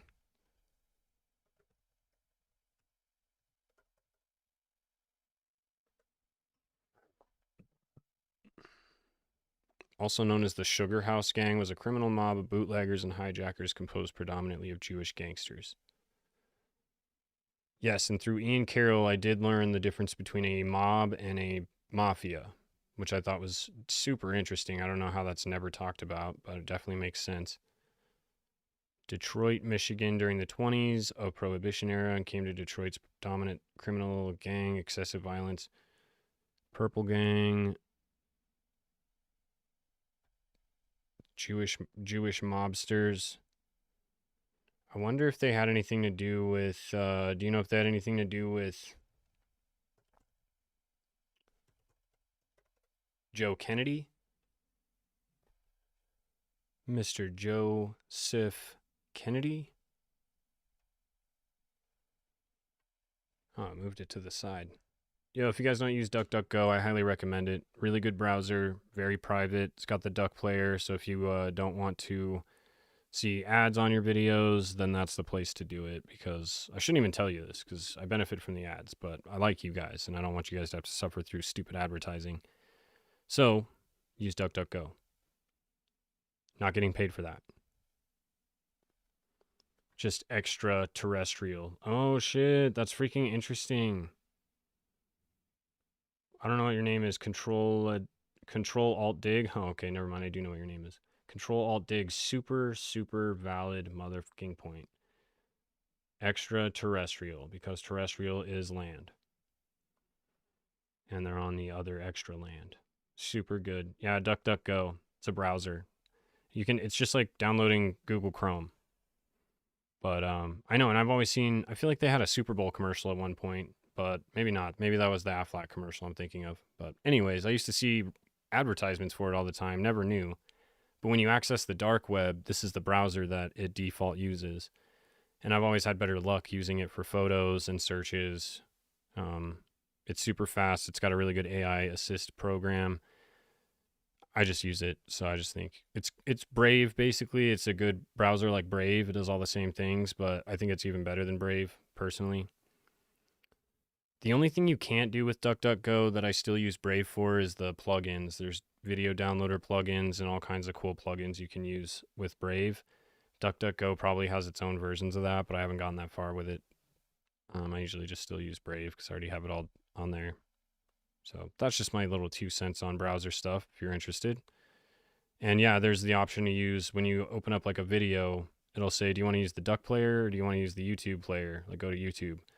And if you use the Duck player, it's got an ad blocker and it keeps everything blocked. So it won't even let ads pop up on your videos and you can watch them ad free, even though you don't pay for YouTube Premium. So you guys can subscribe to my membership now because you don't have to pay for YouTube Premium. And then you can thank me later. Purple Gang. I want to know if they had anything to do with Joe because I feel like he was operating in that same area. The Bernstein brothers, the Bernstein Bears.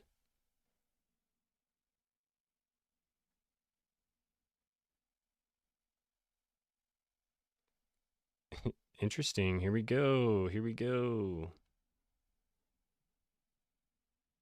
Here we go. Thompson meets a businessman from Boston. This is in a movie, though. I don't want to read about that.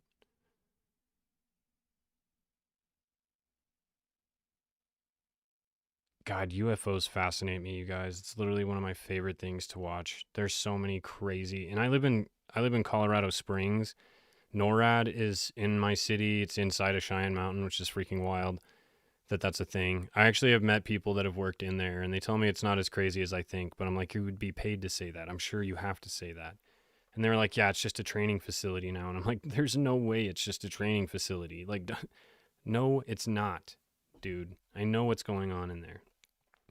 But no joke, my brother and I don't think I've ever told anybody this on my site or on my channel here, but me and Kim used to track this crazy, like we live right downtown and it's not very far away from NORAD or any of the military bases, but we would occasionally, because we're night owls, we would hear at like midnight or 1 a.m.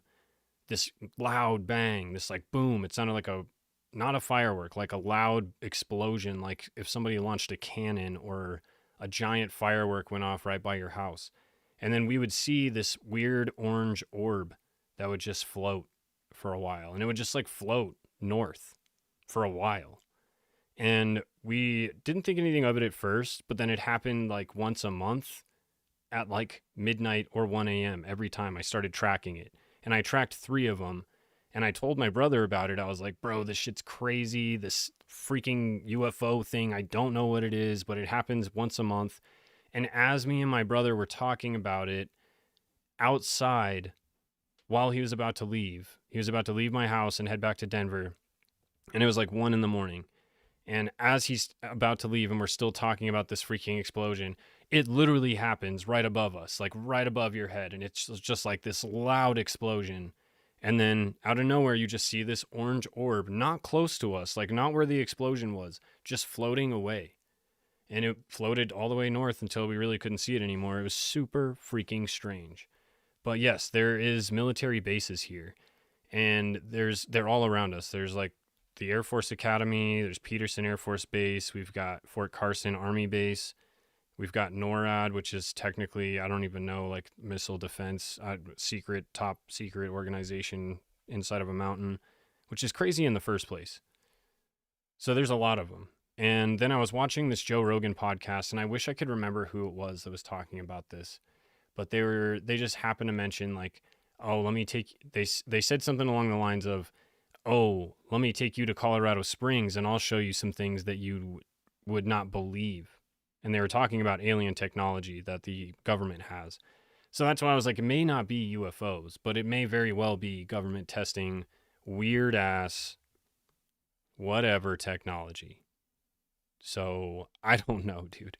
I really don't know, but it is weird. It might mean something. It probably definitely means something, because there's no way that a giant explosion in the sky isn't meaning something. Sorry, I got a little off topic, but here I did want to find out, because you said Purple Gang, and we did find in this thing, it does say there's something about Purple Gang and Joe Kennedy. And Joe Kennedy was known to be bootlegging during, yep, here we go. He was known to be bootlegging in the 1920s to the 1930s, because I think that his dad had like a bar or something. I'm pretty sure that his dad was like some political figure, but he also owned a bar. And so then when Joe kind of like inherited that, and then during Prohibition, he started bootlegging for these different moonshiners.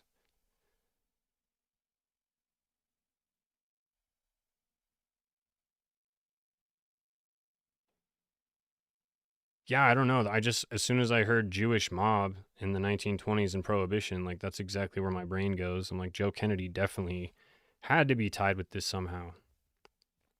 And the fact that it's not really well known, like his ties with the mob are still kind of speculated. Here we go. This is where it is. He was miles. Well, let's figure out the context here.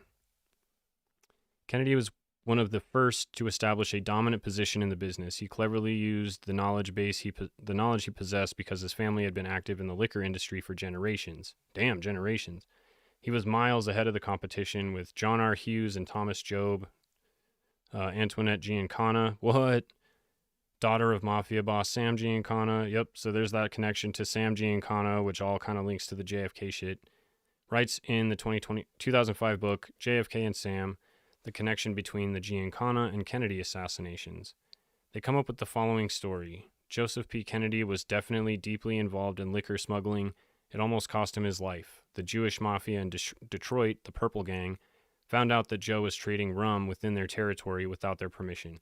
There was a death threat. Joe then came to Chicago and begged mafia boss Diamond Joe Esposito to intervene.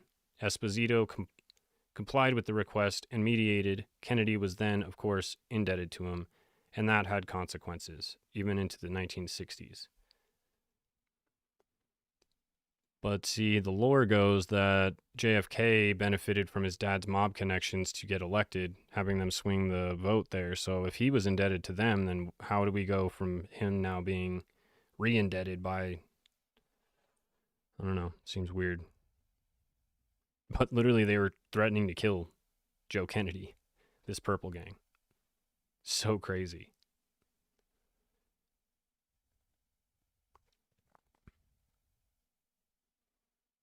I was trying to see if we could figure out how he ended up getting out of that whole thing.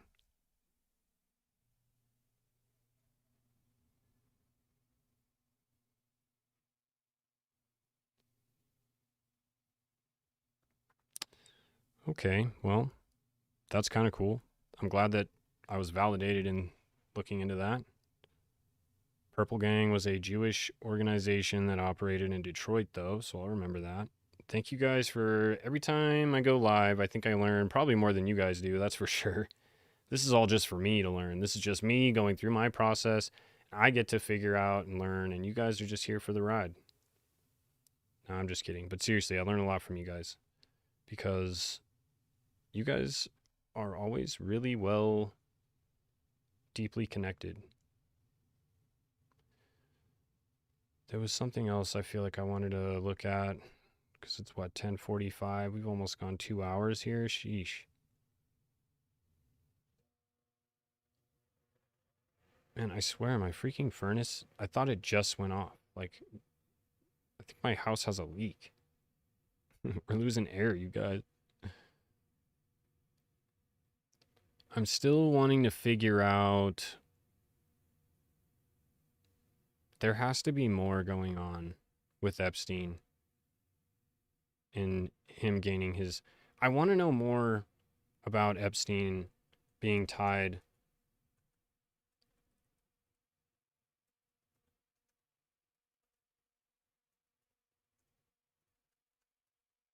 And then I want to look into the mega group for a second, because that was probably the craziest thing that I found, and I mean, it validated everything that I think is true with companies like BlackRock being so massive, and they're privately owned and invested in because they're publicly traded companies. And I'm sure some of these major investors in these companies are all these mega group members. 100,000%. Oh, we don't want to go to factually. We don't want to even touch any of these. These all fucking suck. In fact, you know where we want to go to? We want to go right to Reddit. People can discredit Reddit all they want, but this is where people post sources, have better ideas. They're not censored by anything.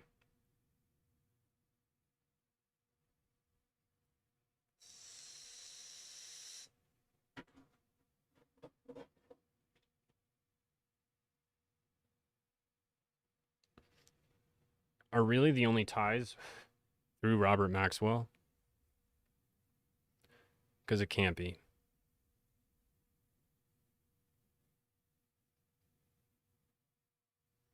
Also, the guy that wasn't it the guy that started Reddit? Wasn't he like you know self-exited? Because I'm pretty sure he was. I'm pretty sure he's on my list. Well, actually, I know he's on my list. I just can't remember if it was the Reddit guy or another app. But I'm pretty sure it was the guy that started Reddit. Only censored by the hive mind. Well, I guess stuff does get removed from Reddit a lot. Epstein laughed off Mossad spy claims.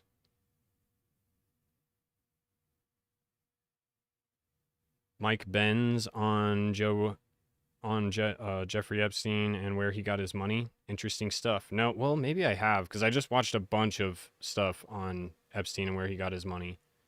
And I feel like they all talk about something different. And he was extraordinarily, I don't even know, tied in. He was extremely tied in. Well, we can't read that one.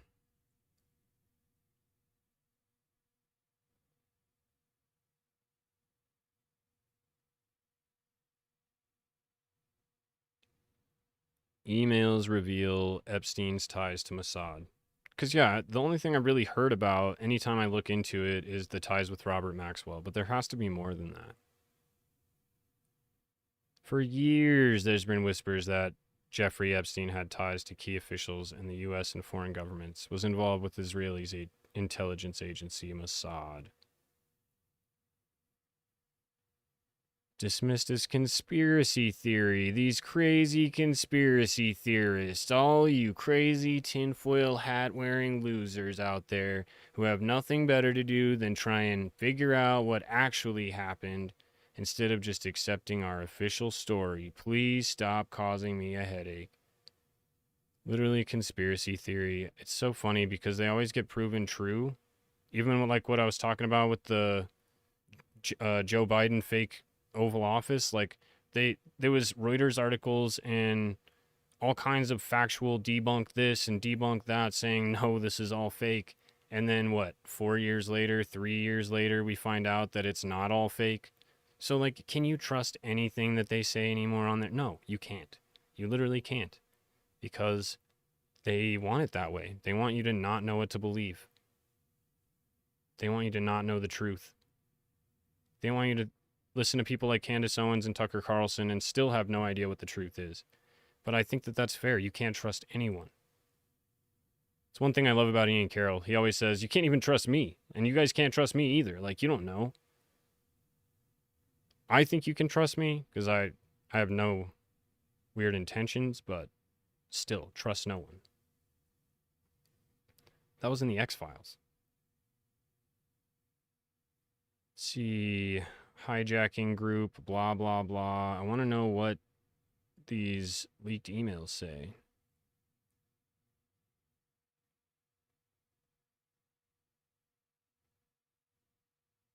Drop site has the best coverage, of course.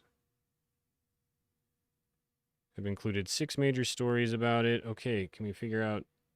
Jeffrey Epstein exploited his network of political and financial elites to help Barack and ultimately the Israeli government itself to increase the penetration of Israel's spy tech firms into foreign countries. Isn't that exactly what Robert Maxwell was doing? Is that not exactly? Yo, what up, Steve? That is exactly what Robert Maxwell was doing. Yes. Dude, me and my brother have just been DJing. I realized, I don't know if I told you guys this. Ian Carroll just covered that. Shit, I'm gonna have to go watch that. Um, I love Ian Carroll. He's the man. But yeah, me and my brother have been doing DJ mixes, but I realized that those mixes always get copyright infringement, even though I'm not like monetizing them or anything. I'm just like, you know, yeah, dude, increasing penetration is a massive, massive priority. But yeah, so the copyrights, if I leave them up on my channel, it has a negative impact. And I realized when my channel took a super, super deep, dark hit, it was when I was trying to monetize my Rumble account and you had to live stream for 30 hours in a month, which is a lot. And so I was live streaming, DJing for like, I don't know, 3 weeks straight. And I had all of those massive copyright claims just sitting on my account on it like doesn't say that anywhere, but I was talking with Grok about whether or not I should post a video with copyright infringement on it, and he said no, because it'll inevitably harm your YouTube account health. It has like some rating scale based on the number of videos you have on your account that violate certain things. So I was like, oh, okay, that makes sense. So I deleted all of the mixes. I'm going to upload them on my SoundCloud. I'm still thinking we can DJ live. I just can't leave the mixes up. Like, I have to download it before it hits my account and then go away. I don't know. Mafia Honey, hi. What up, what up, what up? GW likes Ian Carroll too. Wait, George W. Bush or what? No, I'm just kidding. But, yeah, so I had to delete all the copyright stuff. That's why I haven't DJed in a while. I'm a little scared to do it. I'm trying to figure, you know what I did figure out though with Grok? We had a huge conversation about it. I can go live on Rumble and Twitch and DJ there and have like a blank screen that goes just to YouTube and says like, go to this link to enjoy the vibes or something. And then I could just have the mix there. So that's another option because I don't have nearly the Rumble following that I have on YouTube. That's for sure. Like 300 people follow me there. But anyways, I didn't want to get distracted here. I'm trying to figure out.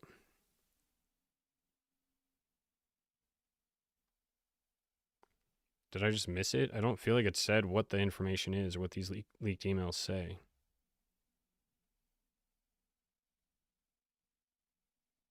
Oh, yeah, yeah. You know what? I actually did watch the Ian Carroll thing about this.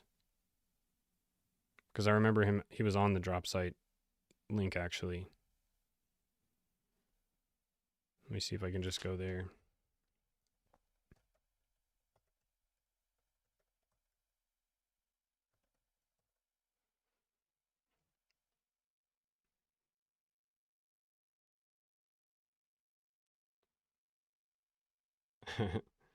Sorry, the solar flares.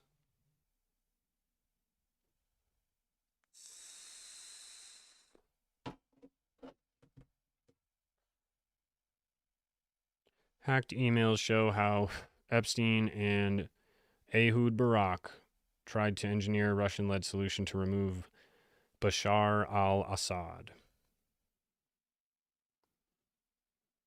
Well, then he definitely was working with intelligence because that's what they do. They just try and overthrow governments and take control of shit so they can do whatever they want. Facilitated efforts to open a back channel between Israel and the Kremlin during the Syrian civil war, according to leaked emails from former Israeli Prime Minister Ehud Barak. These emails reveal Epstein's successful efforts to secure a private meeting between Barak and Russian President Vladimir Putin to discuss a Russian-brokered end to the conflict, including winning Russian support for a negotiated removal of Syrian President Bashar al-Assad. Why is Epstein there? Like, what?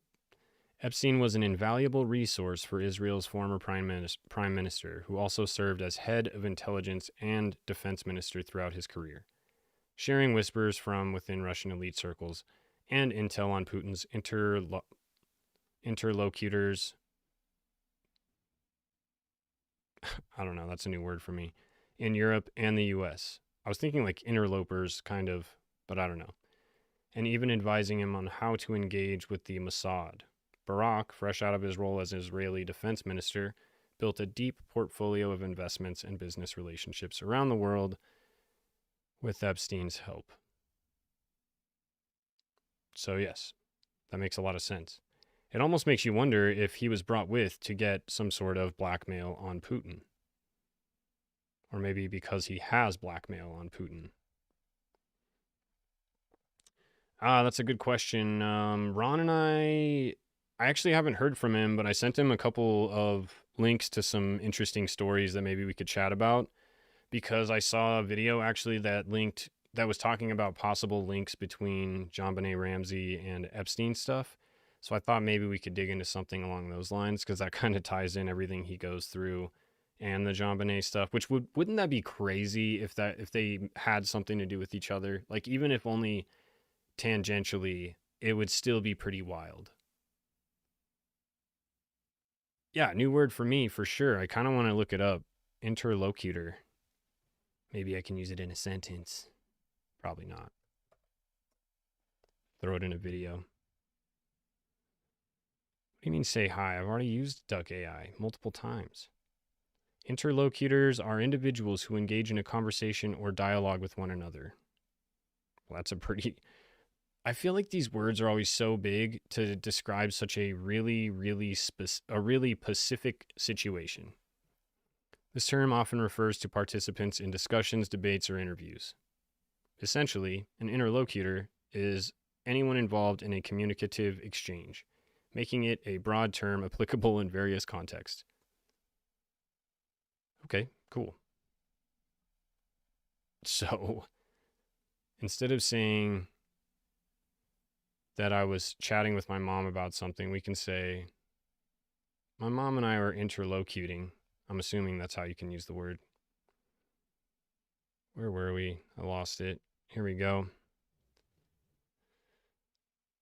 With civil unrest, this is what Epstein wrote to Ehud Barak. With civil unrest exploding in Ukraine, Syria, Somalia, Libya, and the desperation in of those in power, isn't this perfect for you? Barak replied, "You're right, in a way, but not simple to transform it into a cash flow, a subject for Saturday. When we get together and we can rub each other down with oil and do some weird shit." These efforts also provided cover for covert diplomacy on behalf of the Israeli government. Together, Barak and Epstein sought to pressure the Obama administration to either intervene directly in the Syrian war or make concessions to the Kremlin in exchange for Assad's graceful exit. Graceful exit. What does that mean? Yo, what up, Haas? Welcome in. Mr. B.T. Bush, you already knew what interlocutor meant? You're a freaking next level human, because that's freaking sick. My vocabulary could definitely use some work. I use the word dude a lot. Came in at a good time, for real. Unfortunately, Haas, I'm getting close to the end. I did want to look into Mega Group, though, but this is a really good article. I'm really glad that we decided to stop in here. Hang on. Despite securing a sit-down with Putin in the summer of 2013, they did not succeed in convincing Russia to support Assad's ouster. Man, whoever wrote this, working at Dropsite, they got mad vocabulary. But their negotiations set the stage for their U.S.-Russia cooperation on disarmament of Syria's chemical weapons arsenal a few months later. Michael Oren, former Israeli ambassador to the U.S., wrote in his memoir that Israelis' diplomatic leadership was told to avoid being perceived as a playa, in Syria. Clandestine actors sought to shape agendas in Moscow and Washington, while Israeli officials denied involvement and used the media to legitimize red lines for airstrikes inside Syria. Okay, so after their attempt failed to remove Assad, they sought to leverage the Russian channel again in 2015 as Barak pushed for U.S. strikes on Iran and rejected Obama's nuclear deal framework. Barak failed to convince the Obama administration to change course. The plot nevertheless illustrated Epstein's knack for steering the superpowers toward Israel's interests by leveraging a social network that intersected the Israeli, American, and Russian intelligence communities. That is pretty wild. That is not something you would expect Jeffrey Epstein to be involved with, like, at all. The leaked emails come from the same archive previously reported by DropSite, materials released by the hackers known as Handala, and disseminated by Distributed Denial of Secrets. Doing the Lord's work out here, you guys. Being a hacker would be sick. I wish I could do that. Barack did not respond to a request for comment, and unfortunately, Epstein died in jail. That's kind of funny. The Kremlin holds the keys. It just makes me wonder who is this. Why did they want this Assad guy? What was his full name? Why did they want him out? Bashar al-Assad.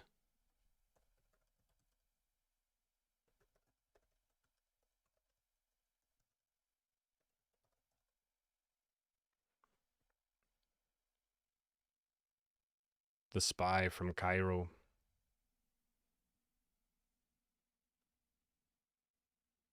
The Netflix show about Eli Cohen? No, I haven't, but I will probably do that tonight.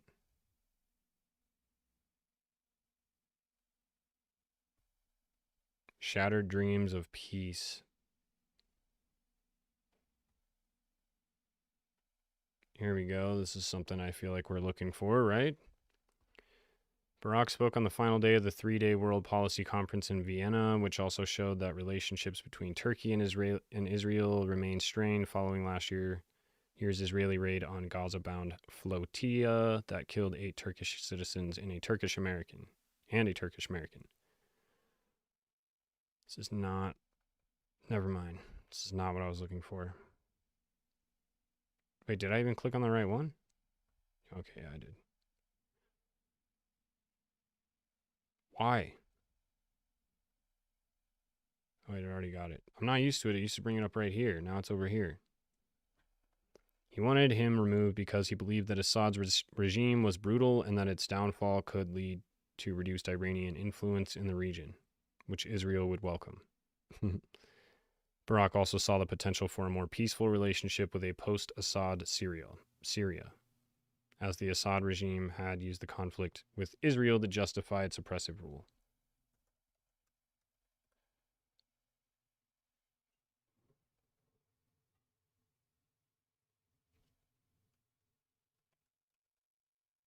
Whoops.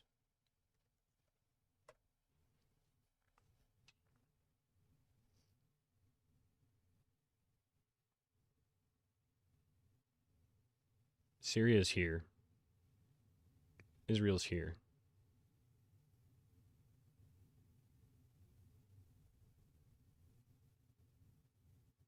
I guess I'm not seeing the connection with Iran and Syria.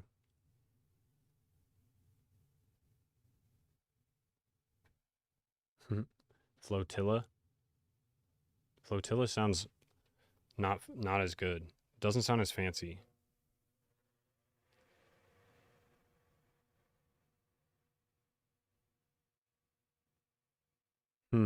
Okay, well, it seems like they just, as per usual, just trying to reduce any sort of Islamic Iranian influence. Okay, well, that's interesting.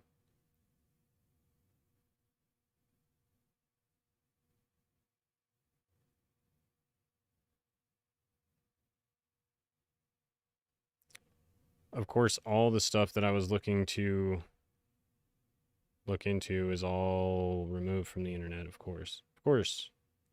But let's try and do this.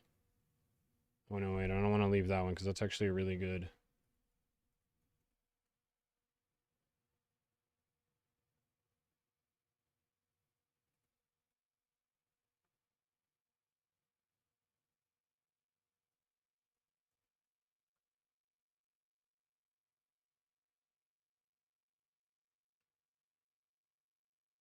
Oh, I am not a human.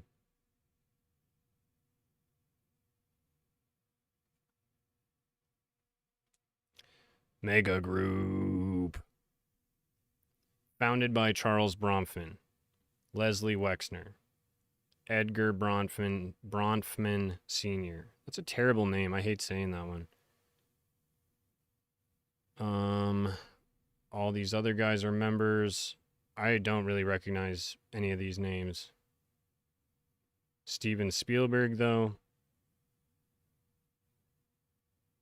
It is a super secret, by invitation only group of powerful American and Canadian mega billionaires who set the overall policy for the official Israel lobby in North America.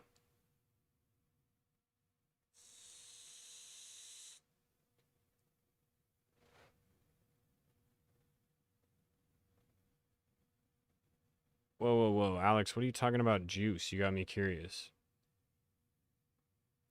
And Tegan said Mossad had used island resorts before Epstein Island for operations such as the Red Sea Resort to evacuate Ethiopian Jews out of Sudan in 1984 under Operation Moses. Interesting.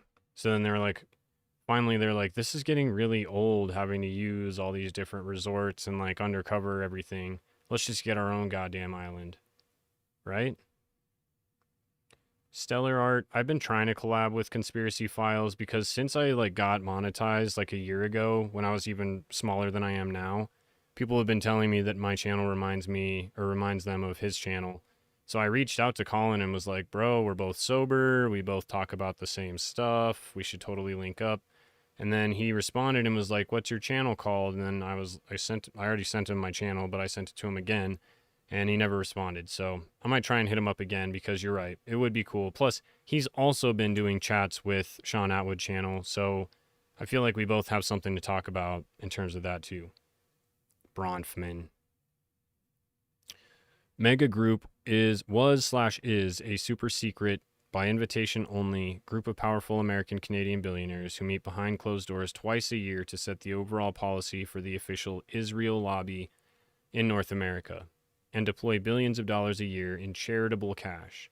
The last known meeting of the mega group occurred in the Manhattan mansion of Edgar Bronfman on May 3rd through 4th, 2001. Mega Group's ranks appear to have grown from an initial core of 20 members when it was formed in 91 by the Bronfmans and Les Wexner to nearly 50 super-rich activists. The group is also said to have had contacts with the Israeli intelligence agency Mossad and to have served as a base for intelligence operations in the United States. Jeffrey Epstein is said to have used the group as part of his network of high-ranking contacts in business, media, and politics. The billionaire Les Wexner was a major financial supporter of Epstein. See, look, this is the kind of phrasing that gets you to believe one thing versus another. Jeffrey Epstein is said to have used the group as a part of his network of high-ranking contacts. No. Les Wexner was a major financial supporter of Epstein and later claimed to have known nothing of his criminal activities. These motherfuckers were financing this dude. These motherfuckers hired Epstein. These guys are the ones that are actually calling the shots and orchestrating all this stuff. And guess what? Epstein was gathering intel and blackmail on American politicians and Canadian politicians worldwide, clearly, and using that to encourage pro-Israel stances in their political careers, essentially. That's what it sounds like to me. Literally, that's all it sounds like. And these Jewish billionaires, I want to look into some of these guys because I never heard of these guys. Leonard Abramson. Oh, currently no text in this page. Okay. Bet we can find something elsewhere, though. Oh, that's what all these red links mean, is there's nothing about them. Lesser Crown. So weird. A 2008 conference on Israeli security needs. The 20th of January, 2008. That would be Epstein's birthday.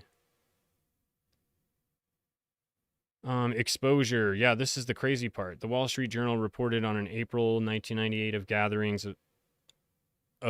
of some 20 Jewish billionaires at the Manhattan apartment of hedge fund manager Michael Steinhardt. The gathering involved some of the most powerful names in the Jewish lobby in America, starting with Edgar Bronfman, the chairman of the World Jewish Congress. Others included Charles Bronfman, top executives of the family's flagship Seagram's Corp., Leslie Wexner, sexual blackmailer Epstein, Charles Schusterman, chairman of Samson Investment Co. of Tulsa, Oklahoma. Harvey Bud Meyerhoff, famously wealthy and powerful Baltimore real estate magnate. Lawrence Tisch, a chairman of Lowe's Corporation. Max Martin Fisher of Detroit, oil magnate. Republican Party powerhouse bagel magnate. Max Leonard Abramson, founder of U.S. Healthcare. Pretty big deals, you guys. Jewish billionaires. American billionaire linked to Epstein affair. But this is what I'm saying. This mega group is definitely something to look into. If you guys are looking to do some interesting research on the side on your own too. But Knives Out, Epstein Island. Us. You guys, the freaking software, the military state that is rolling out so fast right now is scary.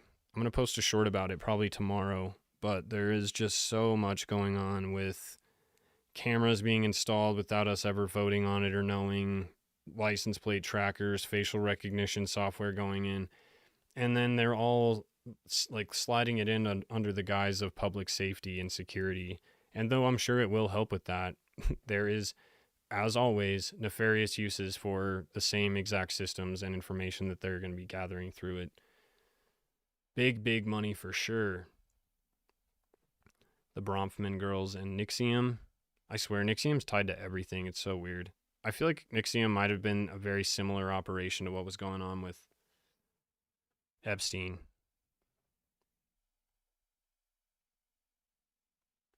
But I thought it was interesting they exposed that mega group in 1998 because their last known meeting or whatever is in 2001. Didn't it say that? So of course it's probably no longer called the mega group.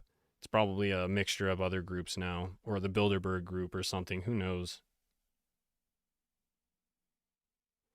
Yeah, I know. They're not already listening to everything we say with our phones and our computers and probably recording this live stream right now. Who knows what they're doing, man? And why do they need so much information? Who's sorting, what are they doing to sort through all of this? And what are they using it for? Everything seems to be coming back to the movie Minority Report, where they're basically predicting crime before it happens. If they have facial recognition software everywhere you go and scanners that scan RFID tags that are either on you or implanted in your body, then they know they can always track you. It's the same thing as China. You get a social credit score, and they can use this AI technology that's programmed to predict certain behaviors based on previous behaviors, and they'll use this to predict crimes before they happen, arresting people, trying to keep crime from happening. And also mind control, yeah, because if they can figure out what people are searching for, looking for, doing all the time, talking about, thinking, I think more than anything, mind control is easier than ever nowadays because there are so many versions of the truth that float around that, just like William Casey said, once they'll know their disinformation plan is complete when everything that the American people believe is false. And at this point, there's so many different theories about everything, and that's exactly how they want it. They want there to be an overload of information and tons of disinformation to the point where you don't know what's true and what's false. You're just sitting here I don't know what to believe. This guy sounds like he knows what he's talking about, so this sounds good, but this guy also sounds like he knows what he's talking about, so that sounds kind of good too, but now I'm torn. I don't really know what to think, and did Charlie Kirk get murdered by Israel or what? What's going on right now? It's literally insane, but this is all planned. They want it to be this way. Because at the end of the day, Republican, Democrat, they're all in bed together. They're all the same. They're not even remotely divided on anything. It's probably it's the same thing as watching Travis Kelce shake hands and say what's up to all his buddies on all the other NFL football teams at the end of a game. They put on a sports display where they're rivals and they're playing against each other. And for politicians, that just happens to be their full-time job, and they're constantly in the spotlight no matter what situation they're in. So they have to play the game. It's basically, what is that show? Winter is Coming. Game of Thrones. It's literally just Game of Thrones, you guys. That's all it is. They're all incestuous with each other. They all are buddy with each other, and they literally just put on an act so that the people think that there's something going on up at the top, but there's not. They're just doing weird shit. 67 means total disarray and confusion. 6-7. Yeah, I thought that I watched this video about how 6-7 actually stems from some rapper, and it's talking about some sort of satanic something. And I thought that was kind of interesting. No shadow on the roof midday AI or what's up? What are you talking about? Time to heal? Oh, you're talking about the Charlie Kirk, Tyler Robinson video. Okay, word. Sorry, I was lost for a second. At least that's what I think you're talking about. That is so true, though. My thing is, like, the very first red flag should be the timing of when that video starts. That's it. That should be enough for us to know that something's up. They didn't even show the part of him. Like, if it's motion activated, then it definitely would have caught him moving to get to the end of the thing. And per my research and my video about it, he got up on the roof at 12:17 or at 12:20, and then in 3 minutes got himself out on that ledge and shot Charlie Kirk, and then got off the ledge just got up and ran immediately. So the amount of time that camera should have been rolling, if it is motion activated, which I doubt it is, it's probably just always rolling, would be enough time for you to see everything that happened. But yet we only see him mid-run all the way across this roof, in which you can definitely see where he shot from. Yeah, that's what I'm saying. Yeah, it's so true. There is a lot of like, and even like, I don't know, people are even talking about like Candace Owens and all this other shit being like a show, and everybody's still like buddy with each other up in this whole camp, and it's all just meant to further confuse us. And even that makes me feel like I don't know what's going on, because I'm like, hell yeah, I'm all about Candace Owens. But then I'm like, well, who knows? Maybe it is some sort of psyop. We really don't ever know. We really don't. But that doesn't change the fact that I do love Candace Owens. War of the Roses. That's not the Gong Show must go on. True that. The War of the Roses, is that the thing where they send the roses to like the guy sends the roses to this girl that's not his girlfriend, and she gets pissed because she's on the phone listening?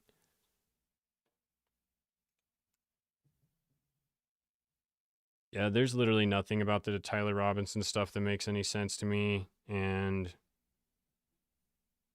pretty much everybody, to be honest. And it doesn't even seem like they're trying. Like they don't. At least it seems like with JFK, like they really tried to conceal stuff, but same thing.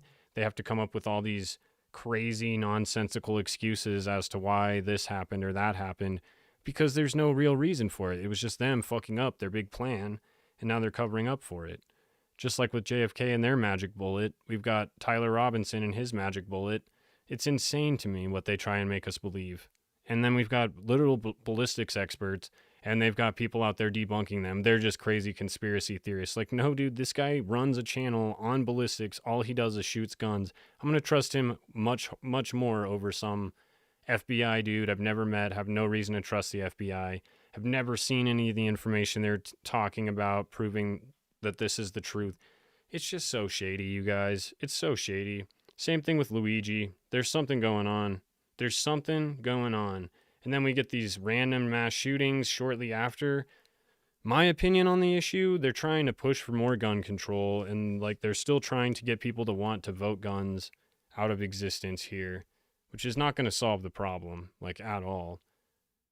If people, I think I've said this before, but we have a decal at work that says if you outlaw guns, then only outlaws will have guns.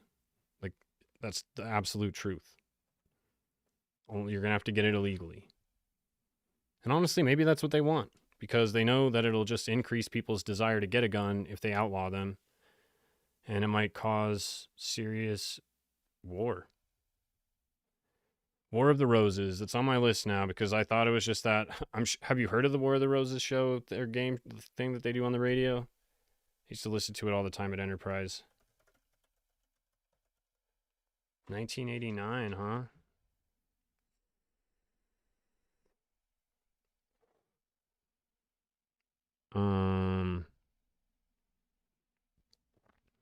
Wealthy couple with a seemingly perfect marriage that begins to fall apart as material possessions become the center of an outrageous and bitter divorce.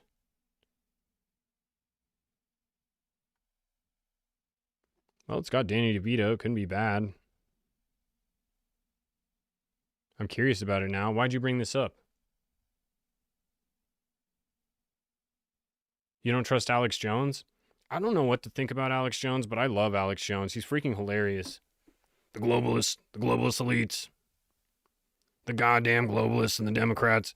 I'll tell you right now, my favorite thing ever is listening to him talk, and he's interviewing somebody, and everything they talk about, he's just like, oh yeah, and this is how it relates back to the Satanist cults, and everything he says is just hilarious. But I'll tell you one thing, you guys. Alex Jones has been on the grind since before I was born. This dude was literally grinding it out in the 90s, finding videos of the Bohemian Grove, and like, for as crazy as he is, he's onto something. He's been saying this shit for years. But it does make you wonder if he's a plant. He's part of the disinformation campaign. You really don't know anymore. Because knowing that there's plants out there that are designed, even with the bots now, there's plants out there. Yes, pray for discernment or be deceived. I like that. But yeah, I mean, we don't know what to think. So it's like we think that this guy is on our side and actually doing something for the people and exposing stuff. But really, he's just either exposing stuff that doesn't have anything to do with anything. It's these made up theories that are totally invented to distract us and keep us digging and looking into shit that doesn't matter. Or they were like, yeah, here, we're going to get you to talk about certain aspects of things to get people to be divided, because some people are going to think it's crazy and some people won't. And the best way to hide is to hide in plain sight.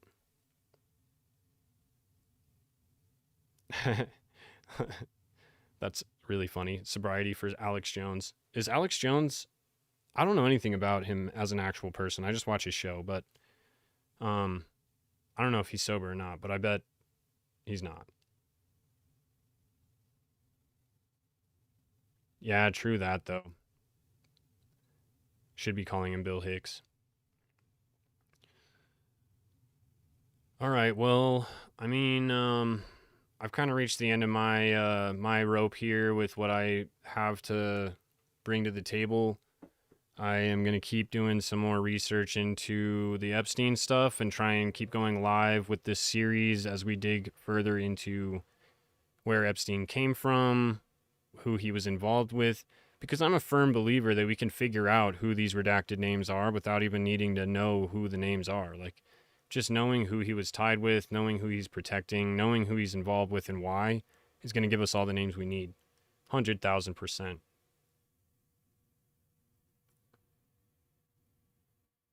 That's so true, abundantly empowered. We can't even trust ourselves because, honestly, sometimes we think we know something. I can't tell you how many times.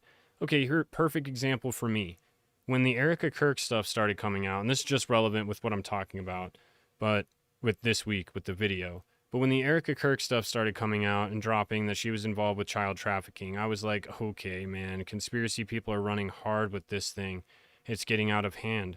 But then now, I'm fully convinced. I'm like, damn, actually, no, for real. That's kind of interesting. The shit that she was involved with. And what is this about? At 17 years old, you had a child, like some sort of child charity. Like, it just makes no sense. What the hell? It makes no sense. And then the more time passes, the more news and information gets released, the more things are dug up, the more that it becomes more obvious that this stuff is true. And then you start hearing things about Egyptian planes, and you're like, that sounds crazy. But then you're like, oh, wait, no, that's legit. That's crazy. So there's so many things that you can't even trust yourself, because at first you brush things off, but then at a closer look, further look, you see there might be something more to the story. It might mean something, might mean nothing, but I'll tell you what, you guys, we live in some crazy-ass times. And I think they've said that pretty much every year for the last... what are we in, 2025 years at least? Man, I don't know. But I appreciate you guys chilling and hanging with me for this long. That's for sure. Yeah, in fact, the Erica Kirk, there's certain stories and certain like videos that just stress me out more than others, and this is one of them. There's just a plethora of information to go through, and I don't want to dedicate my whole channel to Charlie Kirk and Israel and all this stuff going on right now. So I like to cover tidbits of it because I do think it's relevant to the conversation. And at a certain point, I still think that all of the stuff we talk about in each and every story ties back to the same corrupt system that is involved with this whole Epstein saga. It's all connected at the top. It has to be. It's a pyramid scheme just like everything else. And so I firmly believe that it is worth diving into. I just don't want to dedicate my whole channel to it. I'm not trying to get labeled some anti-Semite or something and like have my channel banned for whatever. Like I don't need that kind of trouble. Plus, there's other stuff. People need a break from Israel and Epstein, I swear. So that's why I figured I'd go live and talk about it. Gives me a chance to work on my live skills. Yeah, I don't know. But I do like going live with you guys. It's fun. It's cool. It's cool to chill and get to see, I don't know, get to see what you guys came up with, get to see some of the stuff that you have seen or heard, and I get to learn a few things here and there too. So I don't know. I'm looking forward to doing the next one. I don't know when the next one will be, but I will definitely post it and make sure that it's up on my channel. Just like you have to go to the live section to see what upcoming lives I have scheduled. But as soon as I know, then I'll post it. It just depends on how much I'm working, really, because that definitely makes it hard to go live when you're working extra, putting together videos, editing for 18 hours. But we're going to do it. But I love you guys. I appreciate you chilling. And I will catch you guys soon. Love you too, dog. Thanks for jumping in. Sorry I'm getting off so close to when you jumped in, but Steve, super good chilling with you, bro. I'm so glad you made it in. And I love you too, Mega Freebird. 420. Fuck yeah. I'm gonna rip my AirPods for that.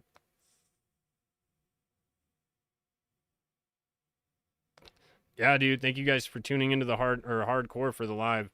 It helps me more than you know. It really does. So I really appreciate you guys. Seriously.